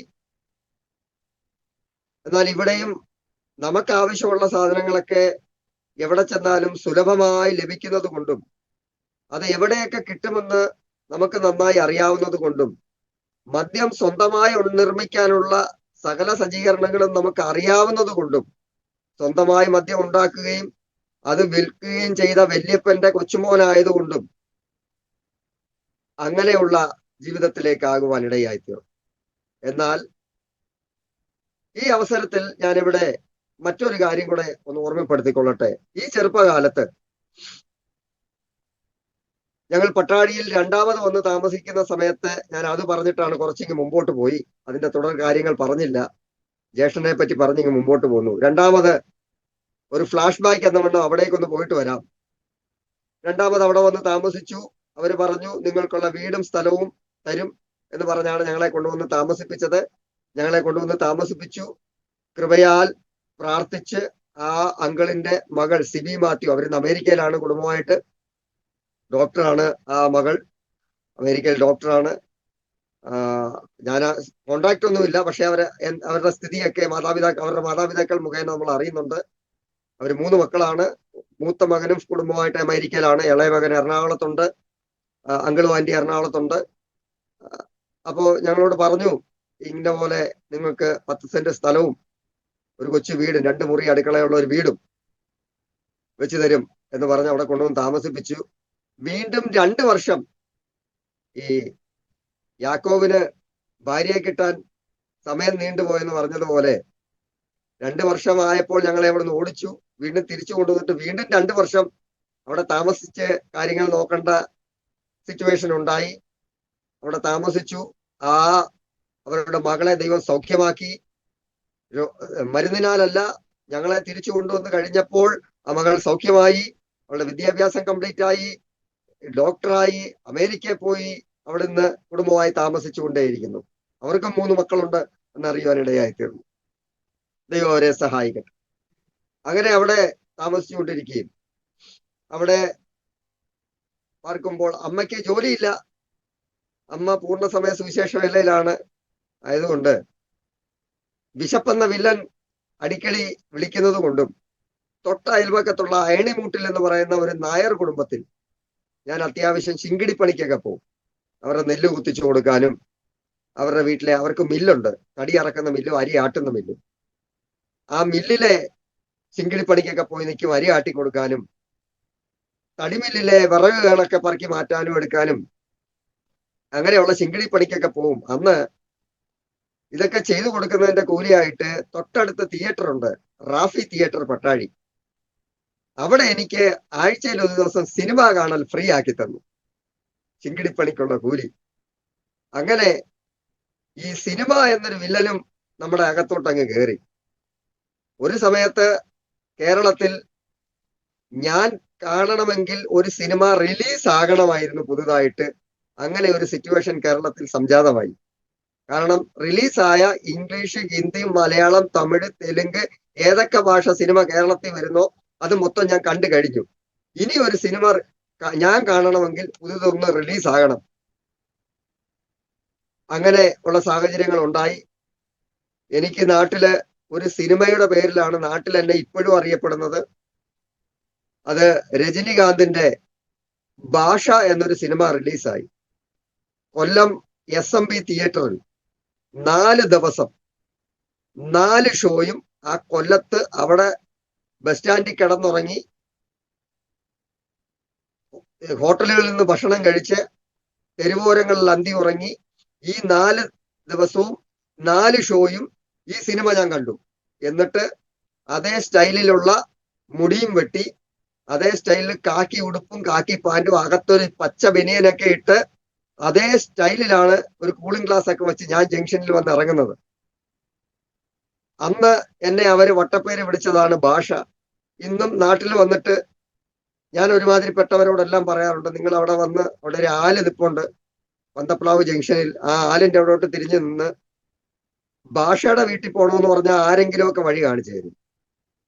എന്റെ സുഹൃത്തുക്കൾ ഞാൻ നാട്ടിൽ വീട് വെച്ച് താമസമായപ്പോൾ ഡൽഹിയിൽ നിന്നുള്ള ദേവദാസന്മാരൊക്കെ വന്ന് വന്തപ്ലാവിൽ വന്നിട്ട് അജീഷ് പാസ്റ്ററുടെ വീട്ടിൽ പോകണമെന്ന് പറഞ്ഞു.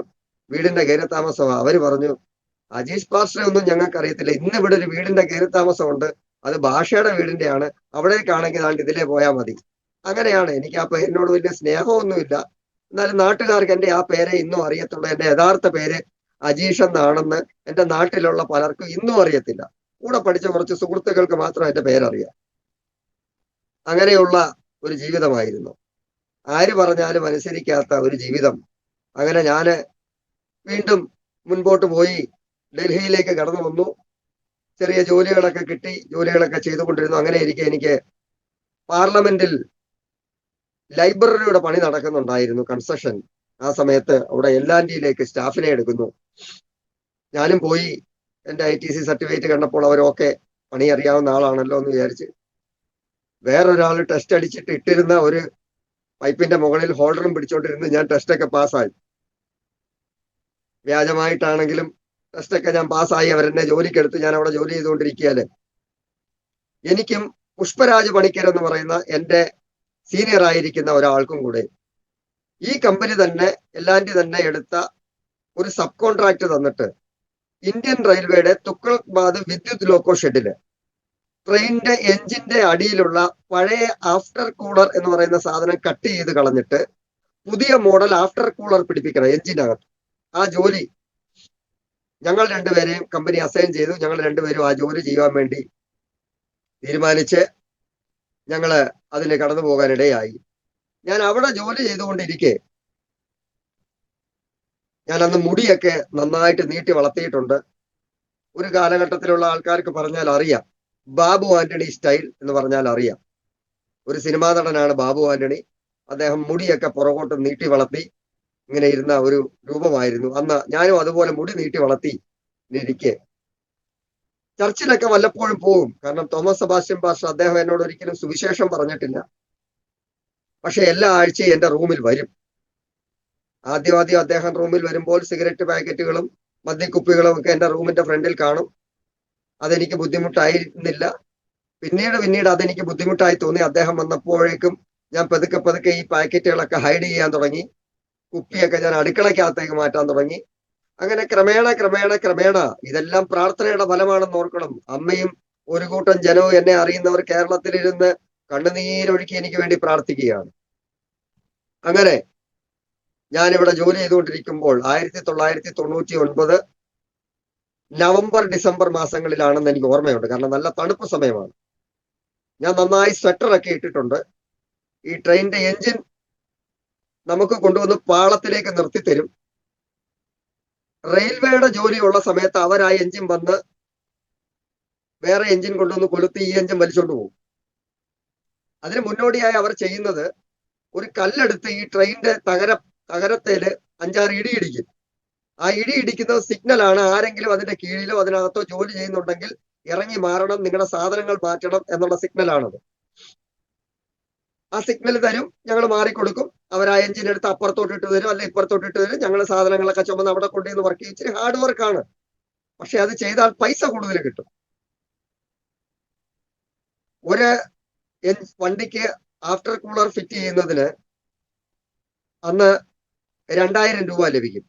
ഒരു എഞ്ചിന് ഫിറ്റ് ചെയ്യുന്നതിന് 2000 രൂപയിൽ 700 രൂപ എനിക്കാണ്, 1300 രൂപ പുഷ്പരാജ് സാറിനും. കാരണം welding machine, cutting machine, equipments, spanner കാര്യങ്ങൾ എല്ലാം അദ്ദേഹത്തിന്റെയാണ്. അതുകൊണ്ട് 1300 അദ്ദേഹത്തിന്. ഞങ്ങള് 2 ദിവസം കൊണ്ട് 3 എഞ്ചിന് പണിയെടുക്കും. അപ്പൊ എനിക്ക് 2 ദിവസം കൊണ്ട് 2100 രൂപ ശമ്പളമായി. അങ്ങനെയാണ് ആ ജോലി ചെയ്തുകൊണ്ടിരുന്നത്. പൈസ ഇഷ്ടം പോലെ വരാൻ തുടങ്ങി. ആ കാലഘട്ടത്തിൽ ഒരു 10,000 രൂപയൊക്കെ ശമ്പളം വാങ്ങിക്കാന്ന് പറഞ്ഞാൽ വലിയ കാര്യമാണ്. അത് ഞാനത് വാങ്ങിച്ചിട്ടുണ്ട്. അതെല്ലാം അതേപോലെ നശിപ്പിച്ചും കളഞ്ഞിട്ടുണ്ട്. അത് പോട്ടെ, അത് നമുക്കുള്ളതല്ല. അങ്ങനെ അവിടെ ആ റെയിൽവേയുടെ ജോലി ചെയ്തുകൊണ്ടിരിക്കുന്ന സമയത്ത് ഞാന് മദ്യപിച്ചിട്ടുണ്ട്. എന്നാൽ എനിക്ക് അല്പമായ ശാരീരിക അസ്വസ്ഥം പോലെ തോന്നി. ഞാൻ ഗ്യാസ് കട്ടർ ഉപയോഗിച്ച് പൈപ്പ് കട്ട് ചെയ്തുകൊണ്ടിരുന്നപ്പോൾ ഞാൻ അറിഞ്ഞില്ല, ആ ഗ്യാസ് കട്ടർ ഇത് തീ എന്റെ ദേഹത്ത് പിടിച്ചു.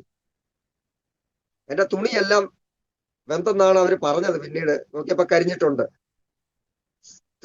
സെറ്ററൊക്കെ ഇട്ടിരുന്നത് കൊണ്ട് അകത്തേക്ക് അധികം തീ പിടിച്ചില്ല. പക്ഷെ ഞാന് ആ എഞ്ചിന്റെ അടിയിൽ ബോധരഹിതനായി കിടന്നു. ഈ സമയത്ത് ഈ എഞ്ചിൻ എടുത്തുകൊണ്ട് പോകുവാൻ ഞാന് എന്റെ കഴുത്ത് പാളത്തേലും കാല് മറ്റേ പാളത്തേലുമായിട്ട് ഞാൻ ക്രോസ് ആയിട്ടാണ് റെയിൽവേ പട്ടികയ്ക്ക് കിടക്കുന്നത്. കറക്റ്റ് എന്റെ കഴുത്ത് ഈ റെയിൽവേ പാളത്തിന് മുകളിലേക്കായി പോയി. അങ്ങനെയാണ് കടന്നിരുന്നത് എന്നാണ് പറയുന്നത്. എനിക്കത് ഓർമ്മയില്ല. ഈ ഞങ്ങൾ ജോലി ചെയ്തുകൊണ്ടിരുന്ന എഞ്ചിൻ എടുക്കാൻ വേണ്ടിയിട്ട് ആള് വന്നു. കല്ലുകൊണ്ട് ഈ റെയിൽവേയുടെ ട്രെയിനിന്റെ എഞ്ചിൻ ലോക്കോ എന്ന് അതിന് പറയുന്നത്, ലോക്കോയുടെ ബോഡിയിൽ ഇടിച്ചു. ആരും ഇറങ്ങി മാറാനുള്ളവർ അപ്പോൾ മാറിക്കാണും. ഇവർ ഈ എഞ്ചിൻ കൊളുത്തി വലിച്ചു. ഏകദേശം ഒരു 2 മീറ്റർ ഗ്യാപ്പേ ഉള്ളപ്പോൾ മാനേജർ, ഈ റെയിൽവേയുടെ മാനേജർ അകത്തിരുന്ന് കണ്ടു ഞാൻ പാളത്തിൽ ബോധം കെട്ട് കിടക്കുന്നത്. അദ്ദേഹം ഓടി വന്ന് അലറി വിളിച്ചുകൊണ്ട് ഓടി വന്ന് എന്റെ മുടി, ഞാൻ പറഞ്ഞല്ലോ നീട്ടി വളർത്തിയിട്ടിട്ടുണ്ടായിരുന്നു, ആ മുടിയിൽ പിടിച്ച് വലിച്ച് എന്നെ എടുത്തു മാറ്റി. അപ്പോഴേക്കും ശബ്ദം കേട്ടിട്ട് എഞ്ചിൻ ഡ്രൈവർ ഈ ട്രെയിൻ നിർത്തി. പക്ഷേ എന്റെ വെൽഡിംഗ് മെഷീന്റെ മുകളിൽ കൂടി ആ എഞ്ചിൻ കയറി. ഞാനായിരുന്നു കയറേണ്ടിയിരുന്നത്. എന്റെ വെൽഡിംഗ് മെഷീന്റെ മുകളിൽ കൂടി കയറി. ഞാന് ബോധം വന്നപ്പോൾ ഞാൻ പറഞ്ഞു, അയ്യോ എന്തോ സംഭവിച്ചു എന്ന് അറിയാത്ത മട്ടില്ല. പക്ഷേ ആ ബോധരഹിതമായ സമയത്ത് എനിക്ക് ദൈവം ഒരു ദർശനമാണ് തന്നത്. അത് സാക്ഷാൽ യേശുക്രിസ്തുവിന്റെ ദർശനമായിരുന്നു. ആ ദർശനം കണ്ട അപ്പോൾ മുതൽ എനിക്ക് ഈ ആസക്തികളോടൊരു വിരക്തി തോന്നുവാൻ തുടങ്ങി. ഞാൻ അവിടെ നിന്ന് എഴുന്നേറ്റ് കുളിച്ച് 2 ദിവസം ലീവ് എടുത്ത് ഞാൻ നേരെ പോയി ചർച്ചിൽ പോയി പാസ്റ്ററോട് പറഞ്ഞു, പാസ്റ്ററെ ഇന്ന പോലെ ഞാനൊന്ന് കണ്ട്. അത് നീ മാനസാന്തരപ്പെടാൻ വേണ്ടി പറഞ്ഞ, മര്യാദയ്ക്ക് മാനസാന്തരപ്പെട്ടു. അദ്ദേഹം അങ്ങനെ ഒരു ശൈലിയിൽ സംസാരിക്കുന്ന ഒരാളാണ്. ഞാൻ പറഞ്ഞു ഓക്കെ. ഞാൻ വീട്ടിൽ വന്ന് 2 ദിവസത്തെ അവധിയെടുത്ത് വന്ന് വീട്ടിൽ കിടന്നപ്പോൾ ഞാൻ നോക്കിയപ്പോൾ എന്റെ ദേഹത്തൊക്കെ ചെറിയ ചെറിയ കുരുക്കൾ. എനിക്ക് നല്ല ക്ഷീണം. പെട്ടെന്ന് നോക്കിയപ്പോൾ ചിക്കൻ പോക്സ് ആണ്. ഒരു ലാബിൽ പോയി ബ്ലഡ് കൂടെ ടെസ്റ്റ് ചെയ്ത് നോക്കിയപ്പോൾ കൂടെ ടൈഫോയിഡും മലേറിയയും കൂടെ ഉണ്ട്. അങ്ങനെ വല്ലാത്ത ഒരു അവസ്ഥയിലേക്ക് മാറ്റപ്പെട്ടു. ഈ ബോധരഹിതമായ സമയത്ത് ഇങ്ങനെ ഒരു ദർശനം എനിക്ക് പ്രാപിച്ചു. അതിനുശേഷം ഞാൻ വീണ്ടും ജോലിക്ക് പൊക്കൊണ്ടേയിരുന്നു. 2 ദിവസം 3 ദിവസത്തെ ലീവ് കഴിഞ്ഞ് ഞാൻ ജോലിക്ക് പോയി. അപ്പോൾ ഞാൻ തീരുമാനിച്ചു, ഇനി ആസക്തികളോടൊക്കെ വിട, ഇതൊന്നും നമുക്ക് ആവശ്യമില്ല. ചർച്ചിൽ പോകാൻ തുടങ്ങി റെഗുലറായിട്ട്. അങ്ങനെ പ്രാർത്ഥനയ്ക്കൊക്കെ പോകാനും ഒക്കെ തുടങ്ങി. സൺഡേ സ്കൂൾ പഠിച്ചിട്ടുള്ളത് കൊണ്ട്, അസംബ്ലീസ് ഓഫ് ഗോഡിന്റെ സൺഡേ സ്കൂൾ മലയാളം ഡിസ്ട്രിക്റ്റിൽ സീനിയർ ലെവൽ വരെ പഠിച്ചത് കൊണ്ട് ഒരു BTH പഠിക്കുന്ന ആളുടെ ബൈബിൾ ജ്ഞാനം അന്നേ എനിക്കുണ്ടായിരുന്നു. നമുക്കറിയാമല്ലോ, സൺഡേ സ്കൂൾ പഠിക്കുന്നവർക്ക് ബൈബിൾ ജ്ഞാനം ഉണ്ടാകും. അതെനിക്കുണ്ടായിരുന്നു. എനിക്കൊരു ചെറിയ പ്രസംഗം പ്രസംഗിക്കുന്നതോ CAയിലും സൺഡേ സ്കൂളിലും ഒക്കെ ആക്റ്റീവായി പ്രവർത്തിച്ച ആളാണ്. സൺഡേ സ്കൂളില് CAയ്ക്കും ഒക്കെ പുനലൂര് പോയി വാങ്ങിച്ച സ്റ്റീൽ പ്ലേറ്റുകളും ഗ്ലാസുകളും ഇന്നും എന്റെ നാട്ടിൽ ഇരിപ്പുണ്ട്. ഞാൻ വല്ലപ്പോഴും ഒക്കെ അത് കാണുമ്പോൾ എടുത്ത് അതിനകത്ത് ആഹാരം കഴിക്കും. അതൊക്കെ ഒരു നൊസ്റ്റാൾജിക് ഫീലിംഗ് ആണല്ലോ. അങ്ങനെ നിന്നയാള് പിന്നെ സാഹചര്യവശാൽ പിശാച് ആ വലയിലേക്കൊക്കെ വലിച്ചുകൊണ്ട് പോയി. എന്നാലും പുറകിൽ ശക്തമായ പ്രാർത്ഥനകൾ ഉണ്ടായിരുന്നത് കൊണ്ട് ഞാൻ അതിലൊന്നും അകപ്പെട്ടു പോയില്ല. ഞാൻ ചുരുക്കത്തിൽ പറഞ്ഞു വരട്ടെ, അങ്ങനെയുള്ള ജീവിത ശൈലികളിലായിരിക്കുമ്പോൾ 2000 ഏപ്രിൽ മാർച്ച് മാസത്തിൽ പരീക്ഷയൊക്കെ കഴിഞ്ഞ് ഇവിടെയുള്ള ആൾക്കാരൊക്കെ കേരളത്തിലേക്ക് പോയി. വിശ്വാസികളൊക്കെ ചർച്ചിന്റെ താക്കോൽ എന്നെ ഏൽപ്പിച്ചിട്ടാവും. ഞാൻ ചർച്ചിന്റെ നേരെ ഓപ്പോസിറ്റ് ഒരു വീട്ടിലാണ് താമസം. ചർച്ചിന്റെ പാസ്റ്ററുടെ വീടിന്റെ ബാൽക്കണിയിൽ നിന്ന് വിളിച്ചാൽ എന്റെ ബാൽക്കണി നിന്നാൽ കാണാം, അത്ര ദൂരേ ഉള്ളൂ. അങ്ങനെ താമസിച്ചുകൊണ്ടിരുന്നത്. അപ്പൊ ചാവിയും കാര്യങ്ങളും എന്നെ ഏൽപ്പിച്ചിട്ടുണ്ട്. ഒന്ന് രണ്ട് വിശ്വാസികൾ പോകാത്തവരായിട്ടുണ്ട്. അവര് ആ ഞായറാഴ്ച വരുമ്പോഴത്തേനൊന്ന് തൂത്ത് പായിട്ട് കൊടുക്കണം. അതാണ് എന്റെ ഡ്യൂട്ടി. ഞാൻ പറഞ്ഞു ഓക്കെ, ഞാൻ സന്തോഷത്തോടെ അത് ചെയ്യാൻ തയ്യാറായി. കാരണം ഒരു പുതിയ വിശ്വാസിയാണ്. തൂക്കുകയും പായിടുകയും ഒക്കെ ചെറുപ്പത്തിൽ ചെയ്തിരുന്നതാണ് സഭകളിൽ. അതെനിക്ക് ചെയ്യാൻ ഇഷ്ടവുമാണ്, ഇന്നും ചെയ്യാൻ ഇഷ്ടമാണ്, ഇപ്പോഴും ഞാൻ ചെയ്യാറുമുണ്ട്. എനിക്ക് ചർച്ച് ക്ലീനിങ് ഒക്കെ ഇഷ്ടമുള്ള പരിപാടിയാണ്. എവിടെ ചെന്നാലും ഞാൻ അതൊക്കെ ചെയ്യും. അങ്ങനെ പല കാര്യങ്ങളും ഇന്നും ഞാൻ ചെയ്യാറുണ്ട്. എനിക്കത് ഇന്നും ഇഷ്ടമാണ്. അപ്പൊ അങ്ങനെ ചെയ്തുകൊണ്ടിരിക്കെ ഞായറാഴ്ചയായി വിശ്വാസികൾ വന്നു, എന്നെ കാണുന്നില്ല. അവരെന്റെ റൂമിൽ വന്നപ്പോൾ ഞാൻ പനിച്ച് പുതച്ച് ഈ ചിക്കൻ പോക്സും ടൈഫോയിഡും മലേറിയ എല്ലാം ആയിട്ട് കിടക്കുക. അങ്ങനെ കിടന്നിട്ട് അവരെന്നോട് പറഞ്ഞു, അയ്യോ ഇത് ഭയങ്കര കഷ്ടമാണല്ലോ, നീ വല്ലതും കഴിച്ചോ? ഞാൻ പറഞ്ഞു 3 ദിവസം കൊണ്ട് കടയിൽ പോയി താഴെ പോയി ബ്രെഡും മുട്ടയും വാങ്ങിച്ചുകൊണ്ട് വന്ന് കഴിക്കുന്നുണ്ട് ചിക്കൻ പോക്സ് ഉള്ള ആള്. അപ്പൊ ഈ ബ്രെഡും മുട്ടയും ചിക്കൻ പോക്സിന് കഴിക്കാൻ പാടില്ലെന്ന്, ഈ മുട്ട കഴിക്കാൻ പാടില്ലെന്നൊന്നും എനിക്കറിയില്ല. ഞാനിതൊക്കെയാ കഴിച്ചുകൊണ്ടിരുന്നത്. അങ്ങനെ ആ സമയത്ത് എനിക്ക് നാട്ടിൽ നിന്ന് അമ്മയുടെ ഒരു എഴുത്ത് വന്നു. ആ കത്ത് എൻ്റെ കയ്യിൽ വളരെ കാലം ഉണ്ടായിരുന്നു. അമ്മയുടെ എഴുത്തിൽ ഇത്ര മാത്രമേ ഉണ്ടായിരുന്നുള്ളൂ: മോനെ, ഈ സമയത്ത് നീ സുഖമില്ലാതെ കിടക്കുകയെന്ന് എനിക്ക് ദൈവാത്മാവ് എന്നോട് പറഞ്ഞു. ഇപ്പൊ നീ മാനസാന്തരപ്പെട്ട് സ്നാനപ്പെട്ട നീ ജീവനോട് ഇരിക്കും, ഇല്ലേ നിന്റെ കാര്യം പോക്കാം. ഇതാണ് ആ ലെറ്ററിന്റെ ആകത്തുക. ആ ലെറ്റർ ഒത്തിരി കാലം ഞാൻ സൂക്ഷിച്ചു. പിന്നീട് അത് ഈ വീടുകൾ പലത് ഷിഫ്റ്റ് ചെയ്ത് നോർത്ത് ഇന്ത്യയിലെ താമസമായതുകൊണ്ട് അതൊക്കെ എവിടെയോ നഷ്ടപ്പെട്ടു പോയി. ഞാൻ പറഞ്ഞു വരട്ടെ, അങ്ങനെ ഡൽഹിയിൽ വെച്ച് കർത്താവ് എന്നെ തൊട്ടു. ഞാൻ അന്ന് മാനസാന്തരപ്പെട്ടു. ആ കിടക്കയിൽ ഞാൻ കർത്താവിനോട് പറഞ്ഞു, ഈ കിടക്കയിൽ നിന്ന് എന്നെ എഴുന്നേൽപ്പിച്ചാൽ ഇനി മേലാൽ ഞാൻ കർത്താവിന് വേണ്ടി ജീവിച്ചോളാം.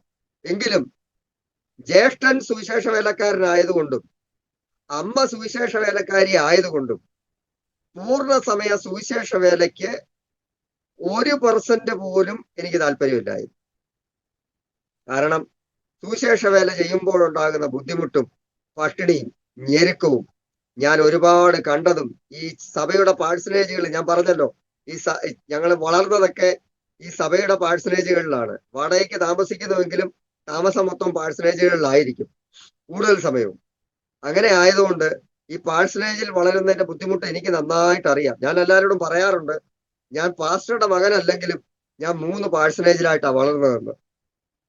ആ 3 പാഴ്സനേജിന്റെ അനുഭവം നമ്മളെ പല കാര്യങ്ങളും മനസ്സിലാക്കി തന്നിട്ടുണ്ട്. അപ്പൊ അതുകൊണ്ട് എനിക്ക് ഒരു സുവിശേഷകനാകണമെന്ന് 1% പോലും ഇഷ്ടമില്ല. ഞാൻ പറഞ്ഞു, ഞാൻ ജോലി ചെയ്യാം, ജോലി ചെയ്തുകൊണ്ട് കഷ്ടമനുഭവിക്കുന്ന ദൈവദാസന്മാർക്ക് എന്റെ ചെലവിനുള്ള പൈസ മാത്രം എടുത്തതിന് ശേഷം ബാക്കി ഞാൻ ജോലി ചെയ്തുണ്ടാക്കുന്ന ബഹുഭൂരിപക്ഷം പൈസയും ഞാൻ സുവിശേഷ വേലയ്ക്ക് കൊടുത്തോളാം. എനിക്ക് ഉണ്ണാനും ഉടുക്കാനും ഉള്ളത് മാത്രം മതി, ബാക്കി മുഴുവനും ഞാൻ സുവിശേഷ വേലയ്ക്ക് കൊടുത്തുകൊള്ളാമെന്നുള്ള തീരുമാനത്തിൽ 2000 ആണ്ട് ഏപ്രിൽ മാസം 1-ാം തീയതി ഡൽഹിയിലെ സൂരജ് കുണ്ട് എന്ന് പറയുന്ന ഒരു തടാകത്തിൽ പാസ്റ്റർ തോമസ് സെബാസ്റ്റ്യൻ അവറുകൾ, ബ്രൈറ്റ് സിംഗ് എന്ന് പറയുന്ന ഒരു സഹോദരനും ഷേർലി എന്ന് പറയുന്ന ഒരു സഹോദരിയും അജീഷ് എന്ന് പറയുന്ന ഞാനും, ഞങ്ങൾ 3 പേര് ഒരുമിച്ച് ആ സൂരജ് കുണ്ടിൽ അന്ന് സ്നാനപ്പെട്ടു. ബ്രൈറ്റ് സിംഗ് ഇന്ന് കർത്താവിന്റെ വേലയിൽ അദ്ദേഹം തമിഴ്നാട്ടുകാർ, കന്യാകുമാരിക്കാരനാണ്. അദ്ദേഹം എഞ്ചിനീയറാണ്. അദ്ദേഹം എഞ്ചിനീയറിംഗ് ജോലിയൊക്കെ മതിയാക്കി ചർച്ച് ഓഫ് ഗോഡിന്റെ മാർത്താണ്ഡം ചർച്ചിൽ അവിടെ വലിയ വിശാലമായിട്ടുള്ള സൗകര്യത്തിൽ അദ്ദേഹം കർത്താവിന്റെ വേലയിലായിരിക്കുന്നു. ഷേർലി കേരളത്തിലുണ്ട്. അവളും തന്നാൽ കഴിയോളം കർത്താവിന്റെ വേലയിലായിരിക്കുന്നു എന്ന് ഞാൻ അറിഞ്ഞു. അവളുടെ ഭർത്താവ് മരണപ്പെട്ടത് മുഖാന്തരം അല്പമായ ബുദ്ധിമുട്ടുകൾ അവൾക്കുണ്ടായി, ഞാൻ അറിഞ്ഞു. ഞങ്ങൾ പിന്നീട് തമ്മിൽ കണ്ടിട്ടില്ല, പക്ഷെ കാര്യങ്ങളൊക്കെ ഞാൻ അന്വേഷിച്ചറിയാറുണ്ട്, ആൾ എവിടെയുണ്ട്, എങ്ങനെ ആയിരിക്കുന്നു എന്നൊക്കെ. അതും ഞാൻ അറിഞ്ഞു. അങ്ങനെ ഞങ്ങൾ 3 പേര് സ്നാനപ്പെട്ടു. സ്നാനപ്പെട്ടിട്ടും ഞാൻ ജോലിക്ക് പോകാൻ തുടങ്ങി. ജോലിക്ക് പൊയ്ക്കൊണ്ടിരിക്കുകയിലെ വീണ്ടും കർത്താവ് എന്നോട് സംസാരിച്ചു, പൂർണ്ണ സമയ സുവിശേഷ വേലയ്ക്ക് വേണ്ടി സമർപ്പിക്കണം. പലവിധമായ ഞാൻ കർത്താവിനോട് എതിർപ്പ് പല പ്രാവശ്യം പ്രകടിപ്പിച്ചു. ഒന്ന്, എനിക്ക് 10-ാം ക്ലാസ് വിദ്യാഭ്യാസമേ ഉള്ളൂ, എനിക്ക് ഇംഗ്ലീഷ് അറിയത്തില്ല. അപ്പൊ എന്റെ ജ്യേഷ്ഠൻ ഇംഗ്ലീഷിൽ പ്രസംഗിക്കുന്നത് ഞാൻ കേട്ടിട്ടുള്ളത് കൊണ്ടും മറ്റുള്ള ആൾക്കാരോട് ഇംഗ്ലീഷിൽ സംസാരിക്കുന്നത് കേട്ടിട്ടുള്ളത് കൊണ്ടും സുവിശേഷ വേലയ്ക്ക് ഇംഗ്ലീഷ് മാൻഡേറ്ററി ആണെന്ന് എനിക്ക് തോന്നി. അതുകൊണ്ട് ഞാൻ പറഞ്ഞു, എനിക്ക് ഇംഗ്ലീഷ് അറിയത്തില്ല, അതുകൊണ്ട് ഞാൻ സുവിശേഷ വേലയ്ക്ക് ഇല്ല. 2, പട്ടിണി കിടക്കാൻ ഇനി എനിക്ക് മേല, ഇനി ഞാൻ പട്ടിണി കിടക്കുകയില്ല. ഞാൻ സുവിശേഷ വേലയ്ക്ക് ഇറങ്ങിയപ്പോൾ ദൈവത്തോട് ഒരു കമ്മിറ്റ്മെന്റ് ചെയ്തിട്ട് വീണ്ടും ഞാൻ സുവിശേഷ വേലയ്ക്ക് ഇറങ്ങാൻ സന്നദ്ധനായി. കർത്താവെ, ഞാൻ സുവിശേഷ വേലയ്ക്ക് ഇറങ്ങാം, പക്ഷെ എന്നെ പട്ടിണി ഇടരുത്. പട്ടിണി ഇട്ടാൽ ഈ പണി കളഞ്ഞിട്ട് ഞാൻ പോകും. ഞാൻ ഇങ്ങനെ തന്നെ കർത്താവിനോട് പറഞ്ഞു, എന്നെ പട്ടിണി ഇട്ടാൽ ഈ പണി കളഞ്ഞിട്ട് ഞാൻ പോകും. കാരണം എനിക്ക് അധ്വാനിച്ച് ജീവിക്കാൻ അറിയാം, ഞാൻ അധ്വാനിച്ച് ജീവിച്ചോളാം. ഞാൻ പറയട്ടെ, എന്നെ കേൾക്കുന്ന ദൈവദാസ, ദൈവജനമേ, കൃപയാൽ ഞാൻ ഉപവാസം ഇരിക്കും. ഇന്ന് നാഴിക വരെ എന്റെ വീട്ടിൽ ആഹാരമില്ലാതെ ഒരു ദിവസം പോലും ഞാൻ പട്ടിണി കിടന്നിട്ടില്ല. സമൃദ്ധിയായ ആഹാരം കഴിക്കുവാൻ എനിക്ക് അധികമൊന്നും വേണ്ട, എന്നാലും ഉള്ളത് സമൃദ്ധിയായി കഴിക്കുവാൻ ഇന്ന് ദൈവം എന്നെ ഇടയാക്കിക്കൊണ്ടേയിരിക്കുന്നു. അതിനാൽ ഞാൻ ദൈവത്തെ സ്തുതിക്കുന്നു. മുന്നോട്ട് പോകട്ടെ. 2000 ആണ്ടിൽ നോയിഡയിലുള്ള ഈസ്റ്റേൺ തിയോളജിക്കൽ സെമിനാരി എന്ന് പറയുന്ന സ്ഥാപനത്തിൽ ഡോക്ടർ വർഗീസ് തോമസ് അവറുകളുടെ ബൈബിൾ കോളേജിൽ പാസ്റ്റർ തോമസ് സെബാസ്റ്റ്യനെ പഠിക്കുവാൻ കൊണ്ടാക്കി. മലയാളവും അല്പം പൊട്ട ഹിന്ദിയും അറിയാവുന്ന ഞാൻ ഇംഗ്ലീഷ് മീഡിയത്തിൽ അഡ്മിഷൻ എടുത്തു. അവിടെ പഠിക്കാൻ പോയി. ആദ്യത്തെ 3 ദിവസം കഴിഞ്ഞപ്പോൾ ഞാൻ എൻ്റെ ബാഗും സാധനവും എല്ലാം എടുത്ത് താഴെ കൊണ്ടുവച്ചു. ഡയറക്ടർ സാർ വരാൻ വെയിറ്റ് ചെയ്ത് അവിടെ നിന്നിട്ട് ഞാൻ പറഞ്ഞു, അദ്ദേഹം വന്ന ഉടനെ ഗേറ്റിൽ നിൽക്കുന്നവരോട് രൂക്ഷമായിട്ടേ സംസാരിക്കുള്ളൂ. എൻ്റെ അടുത്ത് അന്ന് അദ്ദേഹം പറഞ്ഞു, ന്യൂസ് പേപ്പർ അവിടെ വന്ന് കിടപ്പുണ്ട്, why you are standing here, bring the newspaper. എനിക്കൊന്നും മനസ്സിലായില്ല. ഞാൻ അവിടെ തന്നെ നിന്നു. അദ്ദേഹം അകത്ത് പോയിട്ട് ഒന്ന് വെളിയിലോട്ട് പറഞ്ഞു, എടാ പൊട്ട, ആ പേപ്പർ എടുത്തോണ്ട് അകത്തോട്ട് എന്തിനാ ഇവിടെ നിൽക്കുന്നതെന്ന്. ഞാൻ എടുത്തോണ്ട് അകത്തോട്ട് ചെന്നു. ഞാൻ പറഞ്ഞു, സാറേ ഞാൻ പോവുക. എന്നോട് ചോദിച്ചു, എന്താ കാര്യം? സാറേ, ഇവിടെ ഇംഗ്ലീഷാ പഠിപ്പിക്കുന്നത്. ഇതെല്ലാം എന്റെ തലയ്ക്ക് മോളിക്കടി പോകുന്നതല്ലാതെ എനിക്ക് ഈ ABCDEFG തൊട്ട് Z വരെ 26 അക്ഷരമുണ്ട്. ഇത് കൂട്ടിച്ചേർത്ത് ഈസും വാസും ചേർത്ത് ഒരു വാക്ക് പറയാൻ പോലും എനിക്കറിയത്തില്ല. എന്നെ ഇവിടെ പിടിച്ചിരുത്തിയിട്ട് വല്ല കാര്യമുണ്ടോ? ഓക്കെ, സാറ് പറഞ്ഞു, ഓക്കെ, നീ ഒരു കാര്യം ചെയ്യും, ഒരാഴ്ച കൂടെ ഒന്ന് ഇരുന്ന് നോക്ക്, എന്നിട്ട് നമുക്ക് നോക്കാം. അപ്പോഴത്തേന് ഞാൻ നിനക്ക് പോകാനുള്ള ടിക്കറ്റ് സംഘടിപ്പിക്കാം. എനിക്ക് വലിയ സന്തോഷമായി. ഒരാഴ്ച കഴിഞ്ഞാൽ ടിക്കറ്റ് കിട്ടും. ഒരാഴ്ചക്കിടെ ഇദ്ദേഹം എൻ്റെ അടുത്ത് പലപ്പോഴായിട്ട് വന്നിട്ട് പറഞ്ഞു, എടാ, ഇംഗ്ലീഷ് പഠിക്കാനുള്ള ഒരു നുണുക്ക് വിദ്യ ഞാൻ പറഞ്ഞു തരാം. നിനക്ക് ABCD വായിക്കാൻ അറിയാമോ? ഞാൻ പറഞ്ഞ്, വായിക്കാൻ അറിയാം. നീ നിന്റെ ബൈബിളും എടുത്തുകൊണ്ട്, ഇംഗ്ലീഷ് ബൈബിളും എടുത്തുകൊണ്ട്, ആരും കാണാത്തൊരു സ്ഥലത്ത് മെഴുകുതിരിയോ വല്ലതും കത്തിച്ചു വെച്ചോണ്ട് രാത്രി ലൈറ്റ് ഓഫ് ആയതിനു ശേഷം പോയിരുന്നു വായിച്ചു തുടങ്ങാൻ പറഞ്ഞു. എന്നിട്ട് അദ്ദേഹം പറഞ്ഞു, നീ ഈ രാത്രി 10 മണിക്ക് ശേഷം പോയിരുന്ന് വായിക്കുന്നത് ഇവിടുത്തെ വാർഡൻ വന്ന് നിന്നെ കണ്ടുപിടിച്ചാലും നിനക്ക് പണിഷ്മെന്റ് ആണ്. രാത്രിയിൽ ഇൻസ്പെക്ഷന് ഞാൻ വരും, ഞാൻ വന്ന് കണ്ടുപിടിച്ചാലും നിനക്ക് പണിഷ്മെന്റ് ആണ്. പക്ഷെ ഞങ്ങളൊന്നും കാണാതെ നീ ബൈബിൾ വായിക്കാൻ തുടങ്ങിയാൽ നിനക്ക് ഇംഗ്ലീഷ് പഠിക്കാവുന്നു. ഞാനത് ശിരസാ വഹിച്ചുകൊണ്ട് ഈ ഒരാഴ്ച ഒന്ന് പ്രാക്ടീസ് ചെയ്തു. ആ ബിൽഡിംഗ് 3 നില ബിൽഡിംഗ് ആണ്. അതിന്റെ 3ാമത്തെ നിലയിൽ 2 മുറി മാത്രമേ ഉള്ളൂ. അതിന്റെ മുകളിലേക്ക് കയറാൻ സ്റ്റെയർ ഒന്നുമില്ല. പക്ഷെ എന്റെ ശരീരം മെലിഞ്ഞതായതുകൊണ്ടും ഈ കേരളത്തിൽ നിൽക്കുന്ന സമയത്ത് RSSകാരോട് ചേർന്ന് അല്പസ്വല്പം പ്രവർത്തനങ്ങളും പാർട്ടി പ്രവർത്തനങ്ങളും ഒക്കെ ഉണ്ടായിരുന്നത് കൊണ്ടും അല്പം കായിക വിദ്യയൊക്കെ വശമായിരുന്നത് കൊണ്ടും എനിക്കിതിന്റെ പുറത്ത് വലിഞ്ഞു കയറാന്നുള്ളത് വലിയ അധ്വാനമുള്ള പണിയൊന്നുമല്ല. ഞാൻ ഈ സ്റ്റെയർ ഇല്ലാത്തതിന്റെ മുകളിൽ അതിന് ചുറ്റും ബൗണ്ടറി കെട്ടിയിട്ടുണ്ട്, ഒരു 2 അടി പൊക്കത്തിൽ. അതിന്റെ മുകളിൽ അങ്ങ് കിടന്നു കഴിഞ്ഞാൽ അവിടെ ഒരാളുണ്ടെന്ന് ആരും അറിയത്തില്ല. ഞാൻ ഈ മെഴുകുതിരിയും കത്തിച്ചുകൊണ്ട് അതിന്റെ ഒരു മൂലയിൽ പോയി കമന്ന് കിടന്ന് വെളുക്കുവോളം വേദപുസ്തകം ഇംഗ്ലീഷ് വായിക്കാൻ തുടങ്ങി. ഞാൻ അങ്ങനെ വായിച്ച് ഒരാഴ്ച കഴിഞ്ഞപ്പോൾ ടീച്ചർമാര് പഠിപ്പിക്കുന്നതല്ല എനിക്ക് മനസ്സിലാകാൻ തുടങ്ങി.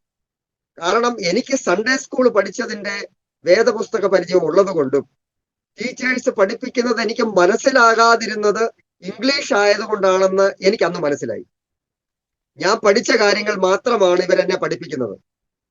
സുവിശേഷങ്ങൾ ആയിക്കൊള്ളട്ടെ, എപ്പിസ്റ്റൽസ് ആയിക്കൊള്ളട്ടെ, ഹിസ്റ്ററി ആയിക്കൊള്ളട്ടെ, ഇവരെന്നെ പഠിപ്പിക്കുന്നത് മുഴുവൻ ഞാൻ പഠിച്ച കാര്യങ്ങളാണ്. പക്ഷെ അവർ പഠിപ്പിക്കുന്നത് ഇംഗ്ലീഷിൽ.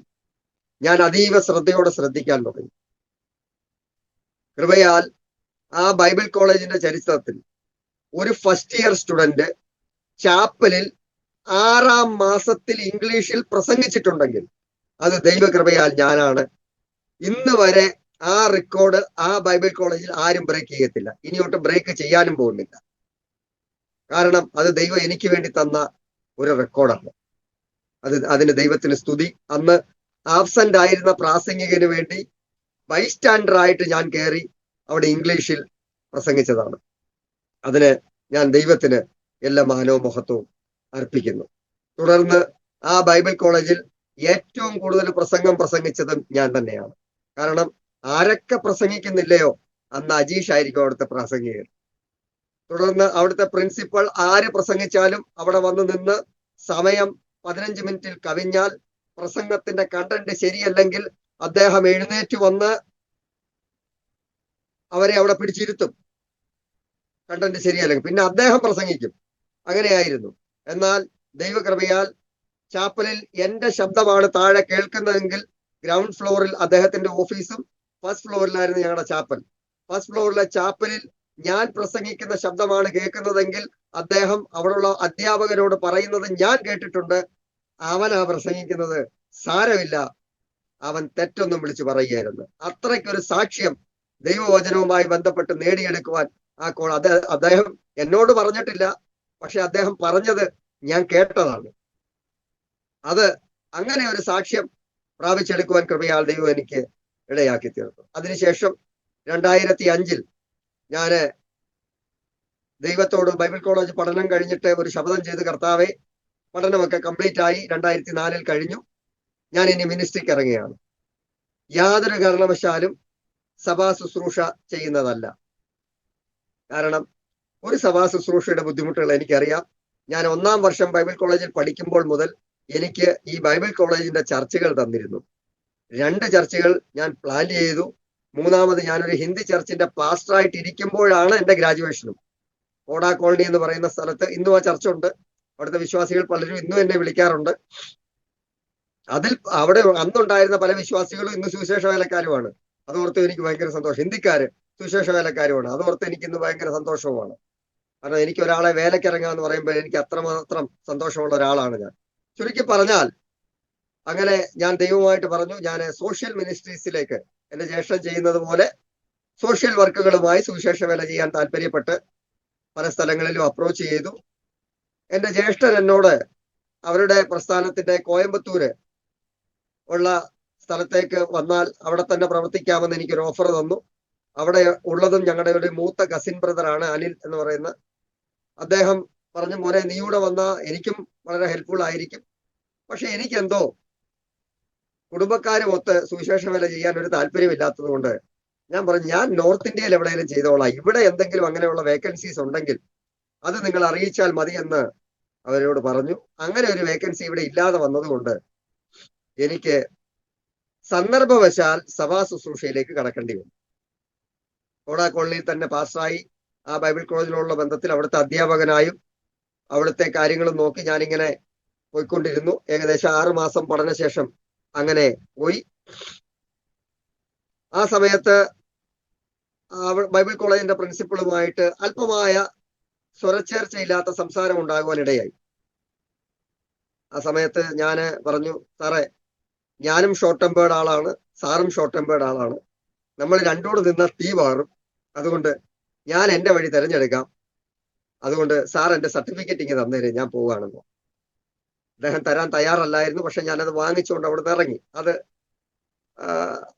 അങ്ങനെ ഒരു രീതിയാണ് എൻ്റെത്. അതുകൊണ്ട് ഞാനത് വാങ്ങിച്ചുകൊണ്ട് അവിടെ നിന്ന് ഇറങ്ങി ഡൽഹി വിട്ടു.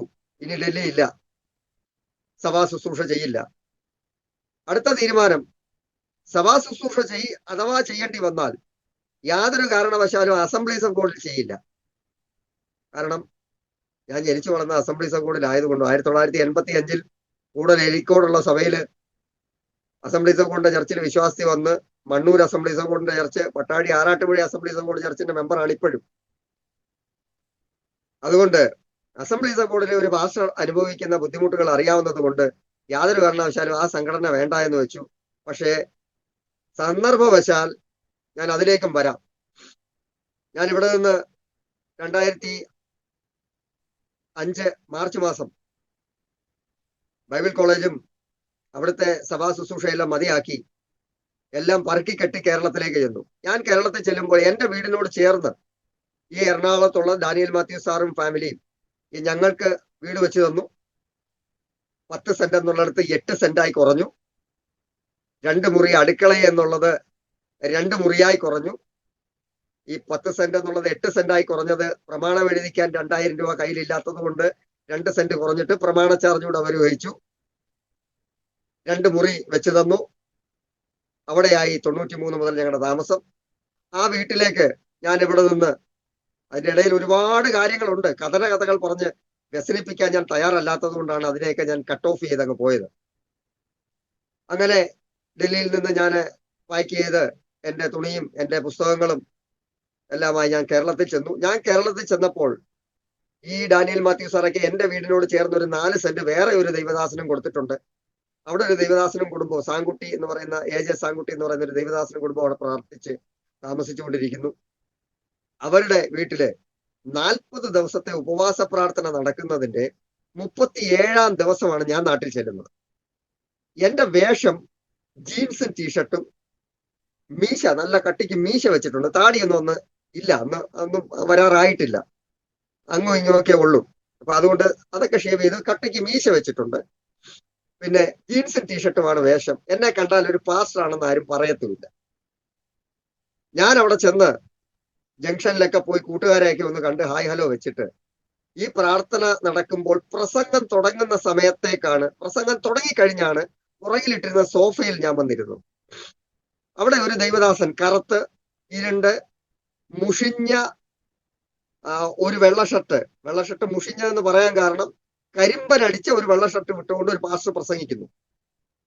ഞാൻ അവിടെ പുറയിൽ പോയ കസേരയിൽ സോഫയാണ്, സോഫയിൽ പോയി ഇരുന്ന് കഴിഞ്ഞപ്പോൾ ആ ദൈവദാസനെ ഇടയ്ക്കിരുന്ന സഹോദരിമാരെയും സഹോദരന്മാരെയും എല്ലാം വകഞ്ഞു മാറ്റിയിട്ട് നേരെ എന്റെ തലയെ കൊണ്ടുവന്ന് കൈവച്ചു.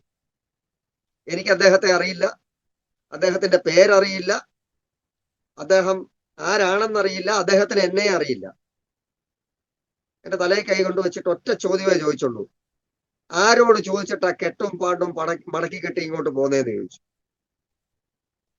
ഇത്രേ ചോദിച്ചുള്ളൂ. ആരോട് ചോദിച്ചിട്ടാ കെട്ടും പാണ്ടോ? എന്റെ അമ്മയ്ക്ക് പോലും അറിയില്ലായിരുന്നു ഞാൻ ഡൽഹി മതിയാക്കി നാട്ടിലോട്ട് വന്നതാണ്, ഇനി തിരിച്ചു പോകില്ല. ഞാൻ അവിടെ കുനിഞ്ഞിരുന്ന ദൈവത്തോട് പറഞ്ഞു, കർത്താവേ, ഉള്ള കഞ്ഞി മണ്ണ് വാരി ഇട്ടിട്ടാ ഞാൻ ഇങ്ങോട്ട് പോന്നേക്കുന്നത്, ഞാൻ പോകാൻ തയ്യാറാ, വഴി കർത്താവ് തരണം. 2 ദിവസം കഴിഞ്ഞ് ഉപവാസ പ്രാർത്ഥനയുടെ 40ാം ദിവസം, അന്തിമ ദിവസം സഭയിൽ വെച്ച് ആരാധനയോടുകൂടി സമാപിക്കുന്നു. കർത്തൃമേശയുണ്ട്, വിഭവ സമൃദ്ധമായ ഊണുണ്ട്. ആ ഉപവാസം വരുന്ന ദൈവദാസനാണ് ഇതെല്ലാം പ്രൊവൈഡ് ചെയ്യുന്നത്. ഊണ് കഴിക്കാൻ ഞാൻ ആദ്യം വിളമ്പാൻ നിന്നു. എന്റെ സമയല്ലേ, നമ്മുടെ ആൾക്കാരല്ലേ, നമ്മൾ വിളമ്പാനൊക്കെ നിൽക്കും. എല്ലാവർക്കും വിളമ്പി ഞാൻ കഴിക്കാൻ നേരം സഭാ പാസ്റ്റർ എന്നോട് പറഞ്ഞ്, മറിയാമ്മ സഹോദരി പൊക്കോ. എന്റെ അമ്മയുടെ പേര് കമലമ്മ എന്നാണെങ്കിലും മറിയാമ്മ സഹോദരി എന്നാണ് അറിയപ്പെടുന്നത്. അതിനൊക്കെ കഥയുണ്ട്, അത് പിന്നീട് ഒരവസരം ലഭിച്ചാൽ അതൊക്കെ ഞാൻ പറയാം.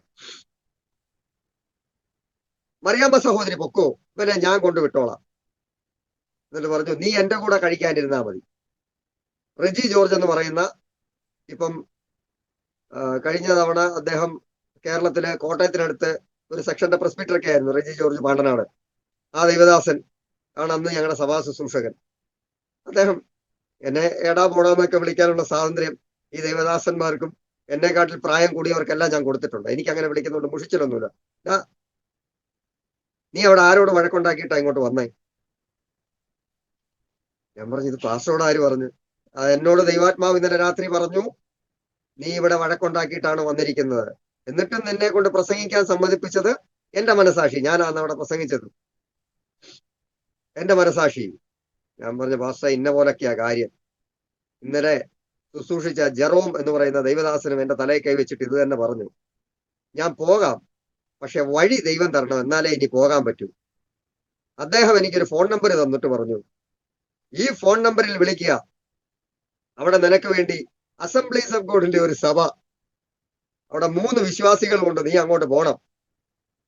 എനിക്ക് ആകപ്പാടെ വെപ്രാളമായി. ഞാൻ ദൈവത്തോട് പറഞ്ഞേക്കുന്നത്, സഭാ ശുശ്രൂഷ ചെയ്ത യാതൊരു കാരണവശാലും AG ചെയ്യത്തില്ലെന്നാണ്.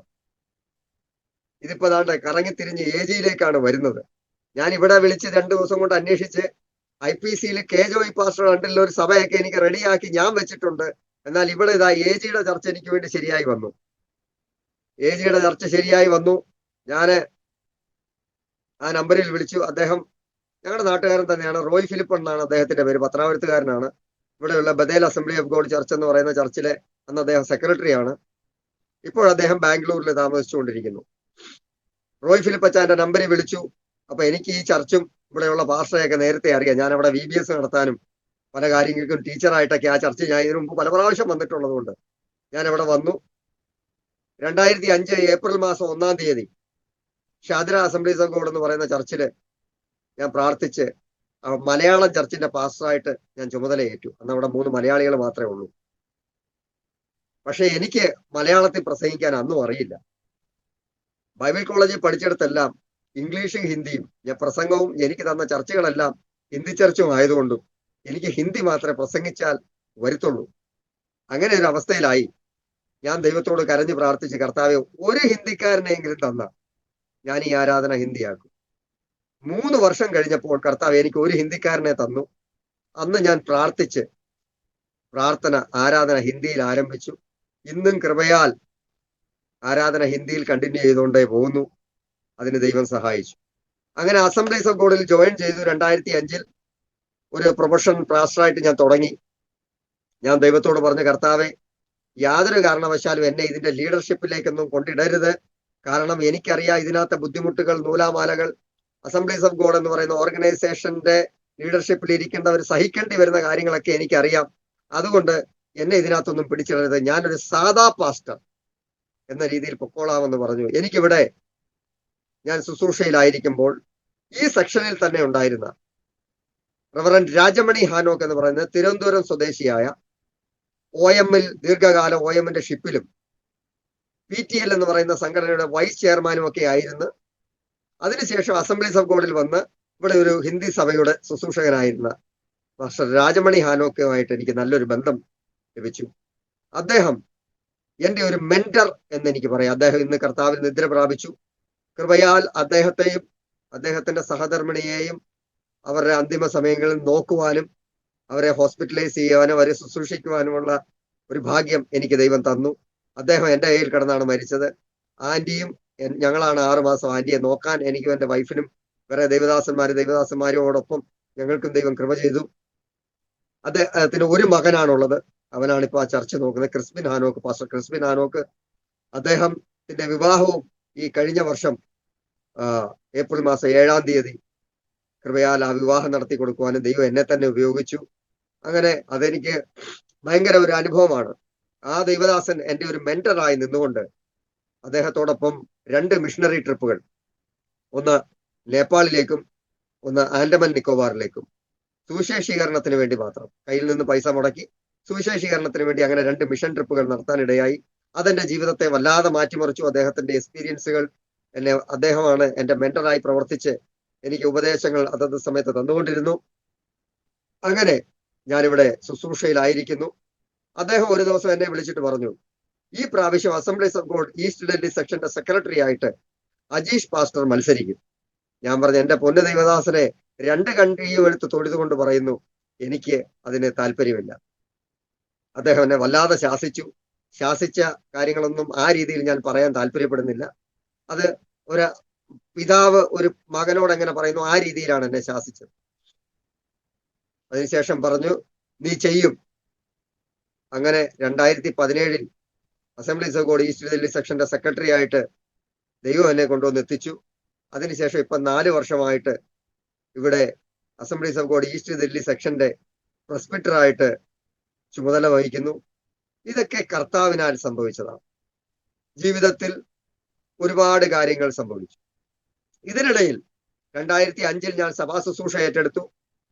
അപ്പോഴുണ്ടായ ചരിത്രം കൂടെ ഒന്ന് പറഞ്ഞ് വേഗത്തിൽ ഞാൻ അവസാനിപ്പിക്കാം.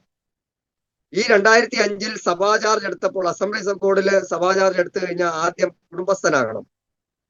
എന്നോട് 3 മാസമായപ്പോ തൊട്ട് എപ്പോഴാ കല്യാണം കഴിക്കുന്നതെന്ന് ചോദിക്കാൻ തുടങ്ങിയപ്പോൾ എനിക്കും അല്പം ബുദ്ധിയും കുരുട്ടുബുദ്ധിയൊക്കെ ഉള്ളത് കൊണ്ട് ഞാൻ നാട്ടിൽ നിന്ന് പെട്ടെന്ന് എൻ്റെ അമ്മയെ ഇങ്ങ് കൊണ്ടുവന്നു. 2005 തന്നെ. അമ്മ ഇന്നും എൻ്റെ കൂടെ ഉണ്ട്, ഇവിടെ തന്നെ ഉണ്ട്, ഡൽഹിയിൽ തന്നെ ഉണ്ട്. അമ്മയെ ഇങ്ങ് കൊണ്ടുവന്നു. അമ്മ ഇവിടെ വന്ന് എൻ്റെ കൂടെ ശുശ്രൂഷിക്കാൻ തുടങ്ങി. ഞങ്ങൾ ഒരുമിച്ച് കോട്ടേജ് മീറ്റിങ്ങുകളും വിസിറ്റിങ്ങുകളും ഒക്കെ ചെയ്യാൻ തുടങ്ങി.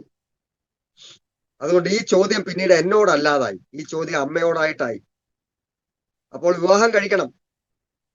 ഈ വിവാഹത്തെ പറ്റി ചിന്തിക്കുമ്പോൾ ഞങ്ങളുടെ കുടുംബക്കാർ ഞങ്ങൾ ഈ വിശ്വാസത്തിൽ വന്നപ്പോൾ ഞങ്ങളെ നിന്ദിച്ചപമാനിച്ച് ഇറക്കി വിട്ടപ്പോൾ പറഞ്ഞ ഒന്ന് രണ്ട് വാക്കുകളുണ്ട്. ആ വാക്കൊന്നും ഞാൻ പറയില്ല. നിന്റെ മക്കൾക്ക് അങ്ങനെയുള്ള പെൺകുട്ടികളെ കിട്ടത്തുള്ളൂ, പറയുമ്പോൾ മനസ്സിലാക്കാവുള്ളൂ. താഴ്ന്ന ജാതിയിൽ എന്നാണ് ഉദ്ദേശിച്ചത്. അത് ഞാൻ ആ പേരുകളൊന്നും എടുത്ത് പറയുന്നില്ല. കൃപയാൽ ഞങ്ങൾ രണ്ടുപേരും വിവാഹ സമയത്ത് ദൈവത്തോട് പറഞ്ഞത്, ഞങ്ങളെ പോലെ വിശ്വാസത്തിൽ വന്ന സഹോദരിമാരുണ്ടെങ്കിൽ അവരെ ഞങ്ങൾക്ക് തരണം തുണയായി. അങ്ങനെയാണ് എൻ്റെ സഹോദരനും സെയിം സമുദായത്തിൽ നിന്ന് രക്ഷിക്കപ്പെട്ടു വന്ന ഒരു മാതാവിന്റെ 3 പെൺമക്കളിൽ ഇളയ മകളെയാണ് എൻ്റെ സഹോദരൻ വിവാഹം കഴിച്ചത്. എനിക്കും കൃപയാൽ ഞാൻ 2005 മുതൽ വിവാഹം ആലോചിച്ചു. 2007 ഞാൻ പല നാട്ടില് പല പ്രാവശ്യം കടന്നുപോയി, പല പെണ്ണ് കണ്ടു. ഒന്നും എനിക്ക് ഇഷ്ടപ്പെടുന്ന പെണ്ണിനൊന്നും എന്നെ ഇഷ്ടപ്പെടത്തില്ല. കാരണം എന്റെ കോലം അന്ന് അങ്ങനെ ആയിരുന്നു, വളരെ മെലിഞ്ഞ്, പാന്റിന്റെ സൈസ് 26. അപ്പം പാസ്റ്റർക്ക് ഊഹിക്കാവുന്നതേ ഉള്ളൂ എനിക്ക് എന്ത് വണ്ണം കാണുമെന്ന്. 26. എനിക്ക് കുട്ടികളുടെ ഡ്രസ്സായിരുന്നു ഞാൻ ഇട്ടുകൊണ്ടിരുന്നത്, അത്രയും വണ്ണമൊക്കെ ഉണ്ടായിരുന്നുള്ളൂ. ഇപ്പോ അത് കൃപയാൽ 32 വരെയൊക്കെ നിൽക്കുന്നു. ദൈവത്തിന് സ്തോത്രം. അങ്ങനെ വിവാഹം അന്വേഷിച്ചുകൊണ്ടിരുന്നു. ആ സമയത്ത് ഇവിടെ ഞാൻ എൻ്റെ ചർച്ചിലുണ്ടായിരുന്ന ഷിബു എന്ന് പറയുന്ന ഒരു സഹോദരൻ, അവരും ഇന്ന് ഫാമിലി ആയിട്ട് അമേരിക്കയിലാണ്. ബ്യൂല ഷിബു ദമ്പതികൾ, അവരെ എനിക്ക് വേണ്ടി വിവാഹമൊക്കെ ഇങ്ങനെ പലതും അന്വേഷിക്കും, കാരണം നമ്മുടെ ചർച്ചിലുള്ള ഫാമിലിയാണ്. അവരുടെ ഒരു സുഹൃത്തും അദ്ദേഹത്തിന്റെ ബിസിനസ്സിൽ, അദ്ദേഹം ഈ ഇലക്ട്രോണിക് മെക്കാനിക് ആയിരുന്നു, ഈ ഷിബു ബ്രദർ. അദ്ദേഹത്തിന്റെ ബിസിനസ്സിൽ ജോലി കൊടുക്കുന്ന തോമസ് എന്ന് പറയുന്ന IPC കാരനായ ഒരു പെന്തക്കോസ് സഹോദരൻ ഇവിടെ നമുക്ക് അടുത്ത താമസം ഉണ്ടായിരുന്നു. എനിക്കും അദ്ദേഹവുമായി ബന്ധമുണ്ട്. ഈ തോമസ് അച്ചായന് 2007 ഡൽഹിയില് DDA ഫ്ലാറ്റിന്റെ ലക്കി ഡ്രോ നടത്തി ഈ വീടുകൾ കൊടുക്കുന്ന ഒരു പരിപാടിയുണ്ട്. അങ്ങനത്തെ ലക്കി ഡ്രോയിൽ ദ്വാരക എന്ന് പറയുന്ന സ്ഥലത്ത് ഒരു വീട് ലഭിച്ചു ഗവൺമെന്റിന്റെ. അപ്പൊ ആ വീടിന്റെ പണി കാര്യങ്ങളും അവിടേക്ക് താമസം മാറേണ്ടതുമായിട്ട് ഈ തോമസ് അങ്കിള് ഇവിടെ നിന്ന് ഹസ്താൽ എന്ന് പറയുന്ന സ്ഥലത്ത് വാടകയ്ക്ക് ഒരു വീടെടുത്ത് അവിടേക്ക് താമസം മാറ്റി. അവിടെ താമസം മാറ്റി അവിടെയുള്ള IPC ചർച്ചില്, അവിടെയുള്ള ഐസക് ജോൺ എന്ന് പറയുന്ന പാസ്റ്ററുടെ സഭയിലേക്കാണ് ഈ തോമസ് അച്ചാൻ പോയത്. ഈ തോമസ് അച്ചാൻ ആ ചർച്ചിൽ പോകുമ്പോൾ അവിടെ അന്ന് ഒരു വിശ്വാസി മാത്രമേ ഉള്ളൂ. ആ ഒരു ഏക വിശ്വാസിയാണ് അന്നത്തെ അവിടുത്തെ സൺഡേ സ്കൂൾ അധ്യാപിക. ആ ഏക വിശ്വാസിയാണ് അന്നത്തെ അവിടുത്തെ ടൈത്തിങ് മെമ്പർ, അവിടെ ദശാംശം കൊടുക്കുന്ന ആള്. ആ ഒരു വിശ്വാസി മാത്രമുള്ള ഈ IPCയുടെ ചർച്ചിലേക്ക് ഈ തോമസ് അച്ചാൻ കുടുംബം, അവര് 3 മക്കളും ഹസ്ബൻഡ് ആൻഡ് വൈഫ്, അവര് പോയി. അവര് ചെന്ന് അവിടെ ചെന്നപ്പോൾ ഈ ഒരു സഹോദരി, അവരുടെ പേര് രാധാമണി എന്നാണ്, അവരോട് സംസാരിച്ചപ്പോൾ പറഞ്ഞു വിവാഹം കഴിച്ചിട്ടില്ല. ഹിന്ദു ഈഴവ കുടുംബത്തിൽ നിന്ന് വിശ്വാസത്തിൽ വന്നതാണ്. അമ്മയും ഈ ഇളയ സഹോദരിയും മാത്രമേ വിശ്വാസത്തിലുള്ളൂ. ഏറ്റവും ഇളയ 7 മക്കളിൽ ഏറ്റവും ഇളയ, 8 മക്കളിൽ ഏറ്റവും ഇളയതാണ്. 7 എന്ന് പറയുന്ന ഒരാൾ ഇടയ്ക്ക് മരിച്ചു പോയതുകൊണ്ടാണ്, ഒരു സഹോദരൻ ഇടയ്ക്ക് മരിച്ചുപോയി. അതുകൊണ്ട് ഒരു 7 മക്കളിൽ ഏറ്റവും ഇളയ ആളാണ്. ഈ ഒരു സഹോദരിയും മാതാവും മാത്രമേ വിശ്വാസത്തിലുള്ളൂ. പിതാവ് മരിച്ചു പോയതാണ്.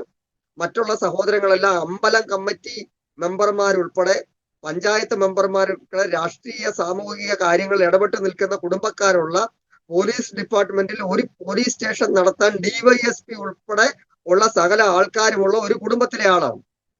അപ്പൊ അങ്ങനെ നിൽക്കുമ്പോ എങ്ങനെ പെന്തക്കോസ്തി കല്യാണം നടക്കുമെന്ന് ആലോചിച്ച് ഇവര് വിഷമിച്ച് നിൽക്കുകയാണ്. ആ സമയത്താണ് ഈ തോമസ് അച്ചാനൊക്കെ ഈ ദ്വാരകയിലേക്ക് താമസം മാറി ആ ചർച്ചിൽ ചെല്ലുകയും ഈ സഹോദരിയെ കണ്ട് ആരാധന കഴിഞ്ഞിട്ട് വൈകിട്ട് അവർക്കുണ്ടായിരുന്ന അവരുടെ വാഹനത്തിൽ, അവരുടെ കാറിൽ എൻ്റെ വൈഫായിരിക്കുന്ന ഈ രാധാമണി എന്ന് പറയുന്ന സഹോദരി അന്ന് അവിടെ നിന്ന് അവരുടെ കാറിൽ, അവര് താമസിക്കുന്നത് കന്യാസ്ത്രീകൾ നടത്തുന്ന ശങ്കർ ഗാർഡൻ എന്ന് പറയുന്ന സ്ഥലത്തെ ഒരു ഹോസ്റ്റലിലാണ് താമസം. ആ ഹോസ്റ്റലിന്റെ വാതൊക്കെ വരെ കൊണ്ടുവിടുന്നതിനിടയിൽ ഇവരുടെ കുടുംബ പശ്ചാത്തലവും എന്താണ് ആഗ്രഹമെന്നും എന്നുള്ളതൊക്കെ ചോദിച്ചറിയുകയും ഈ തോമസ് അച്ചാൻ വീട്ടിൽ ചെന്നിട്ട് ഉടനെ എനിക്ക് ഫോൺ ചെയ്തു. എൻ്റെ അടുത്ത് പറഞ്ഞ വാക്ക് ഞാൻ അതേപടി അങ്ങ് പറയാം. അജീഷ് പാസ്റ്റർക്കുള്ള പാർട്ട്ണറെ ഞാൻ കണ്ടെത്തി, വന്ന് കല്യാണം കഴിച്ചുകൊണ്ട് പോകും. ഇങ്ങനെയാണ് എന്നോട് പറഞ്ഞത്. അങ്ങനെ കൃപയാൽ ആ രാധാമണി എന്ന് പറയുന്ന സഹോദരിയെ കാണാൻ ഞാനും ഈ ഷിബു ബ്രദറും അദ്ദേഹത്തിന്റെ ഭാര്യ ബ്യൂല സിസ്റ്ററും കൂടെ അവിടുത്തെ പാസ്റ്ററുടെ ഭവനത്തിൽ പോയി കണ്ടു. അന്ന് എന്നെ കണ്ടിട്ട് അദ്ദേഹത്തിന് വലുതായിട്ട് ഇഷ്ടപ്പെട്ടൊന്നുമില്ല. കാരണം പിന്നീട് ഞാൻ ചോദിച്ചപ്പോ പറഞ്ഞു, എന്നെ കണ്ടിട്ട് ഇഷ്ടപ്പെട്ടായിരുന്നു എന്ന് ചോദിച്ചപ്പോ പറഞ്ഞു, ചേച്ചിയോട് പറഞ്ഞൊരു കമന്റ് എന്നോട് പറഞ്ഞു കേൾപ്പിച്ചു. ഞാൻ ചേച്ചിയോട് പറഞ്ഞു, അത്ര നല്ല കോലമൊന്നും അല്ല, ഒരു ഷേപ്പ്ലെസ് ആളാന്ന് പറഞ്ഞു. അന്നേരവും മൂത്ത ചേച്ചി പറഞ്ഞെന്ന് പറഞ്ഞു, അതൊന്നും സാരമില്ല, ആഹാരം കഴിച്ച് നന്നായിക്കോളും എന്ന് പറഞ്ഞു. അങ്ങനെ പോയി കണ്ടു. കൃപയാൽ ഞാന് ആ സമയത്ത് എന്റെ മാതാവ് ഇവിടെ ഉണ്ടായിരുന്നു, അമ്മയും ഒരു ദിവസം പോയി കണ്ടു. 15 ദിവസം കൊണ്ട് ഞങ്ങളുടെ വിവാഹം ഫിക്സ് ആയി.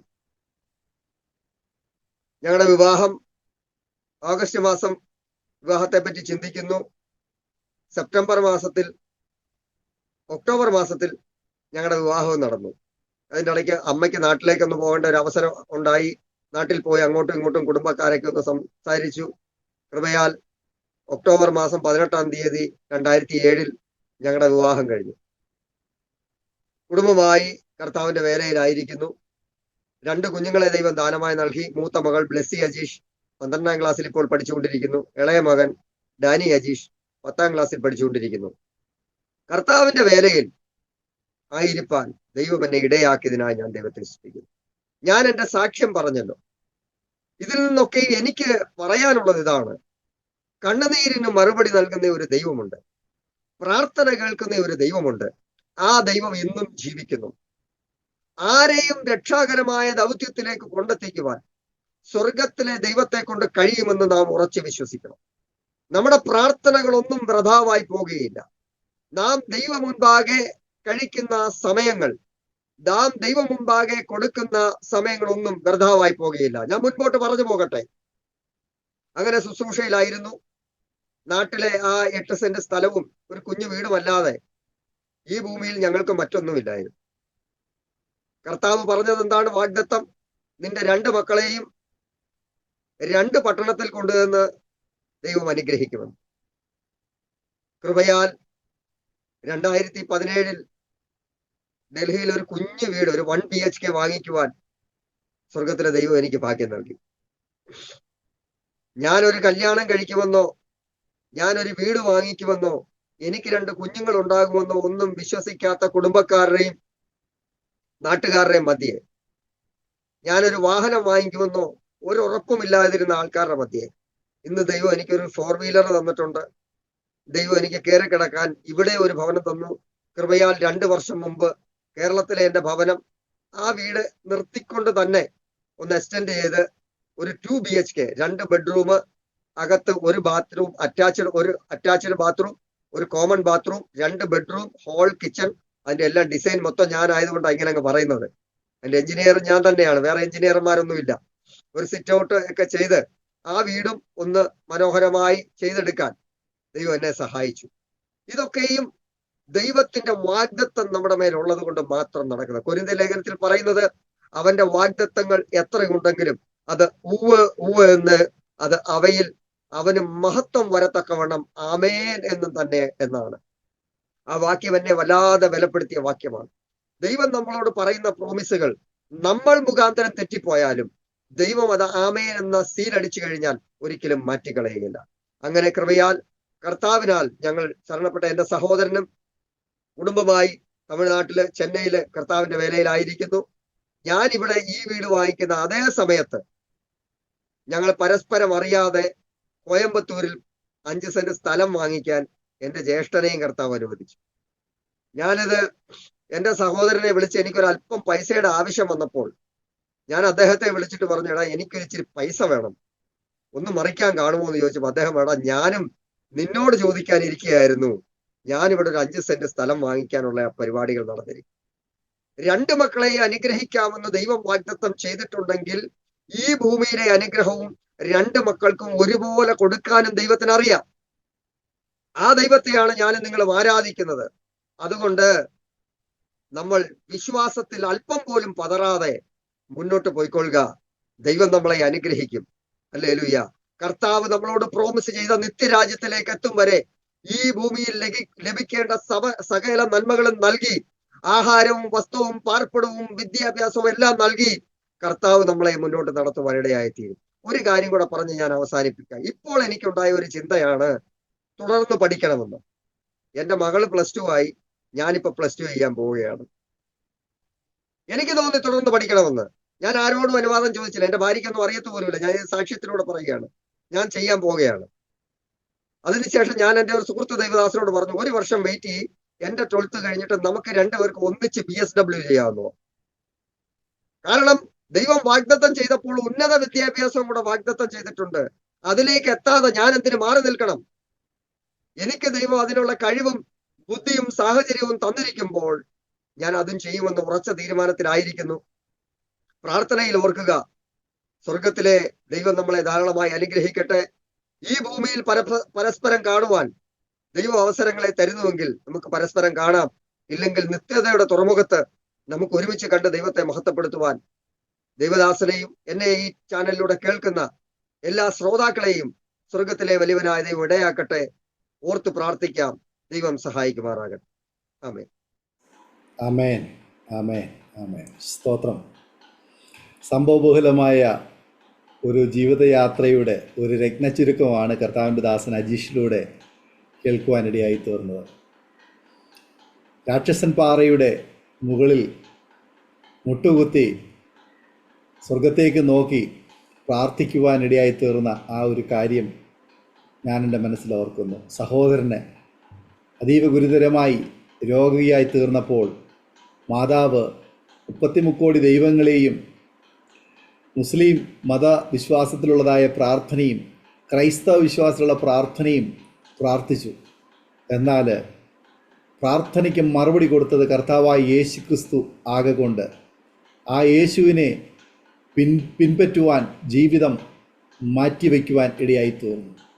അങ്ങനെ ക്രിസ്തീയ ജീവിതം ആരംഭിച്ചതിൻ്റെ പരിണിതഫലമായിട്ട് ജീവിത പങ്കാളിയും സഹോദരങ്ങളും എല്ലാവരാലും കൈവിടപ്പെട്ട് ഒറ്റപ്പെട്ട് 2 കുഞ്ഞുങ്ങളെയും കൊണ്ട് ഒരു പൂച്ച തൻ്റെ കുഞ്ഞുങ്ങളെ എടുത്തുകൊണ്ട് പോകുന്നത് പോലെ പല ഇടങ്ങളിലേക്ക് സഞ്ചരിക്കേണ്ടി വന്ന ആ കുഞ്ഞു കാലത്തെ കുഞ്ഞു ഓർമ്മകൾ കേട്ടപ്പോൾ എൻ്റെ ഹൃദയം വല്ലാതെ വേദനിക്കുകയുണ്ടായി.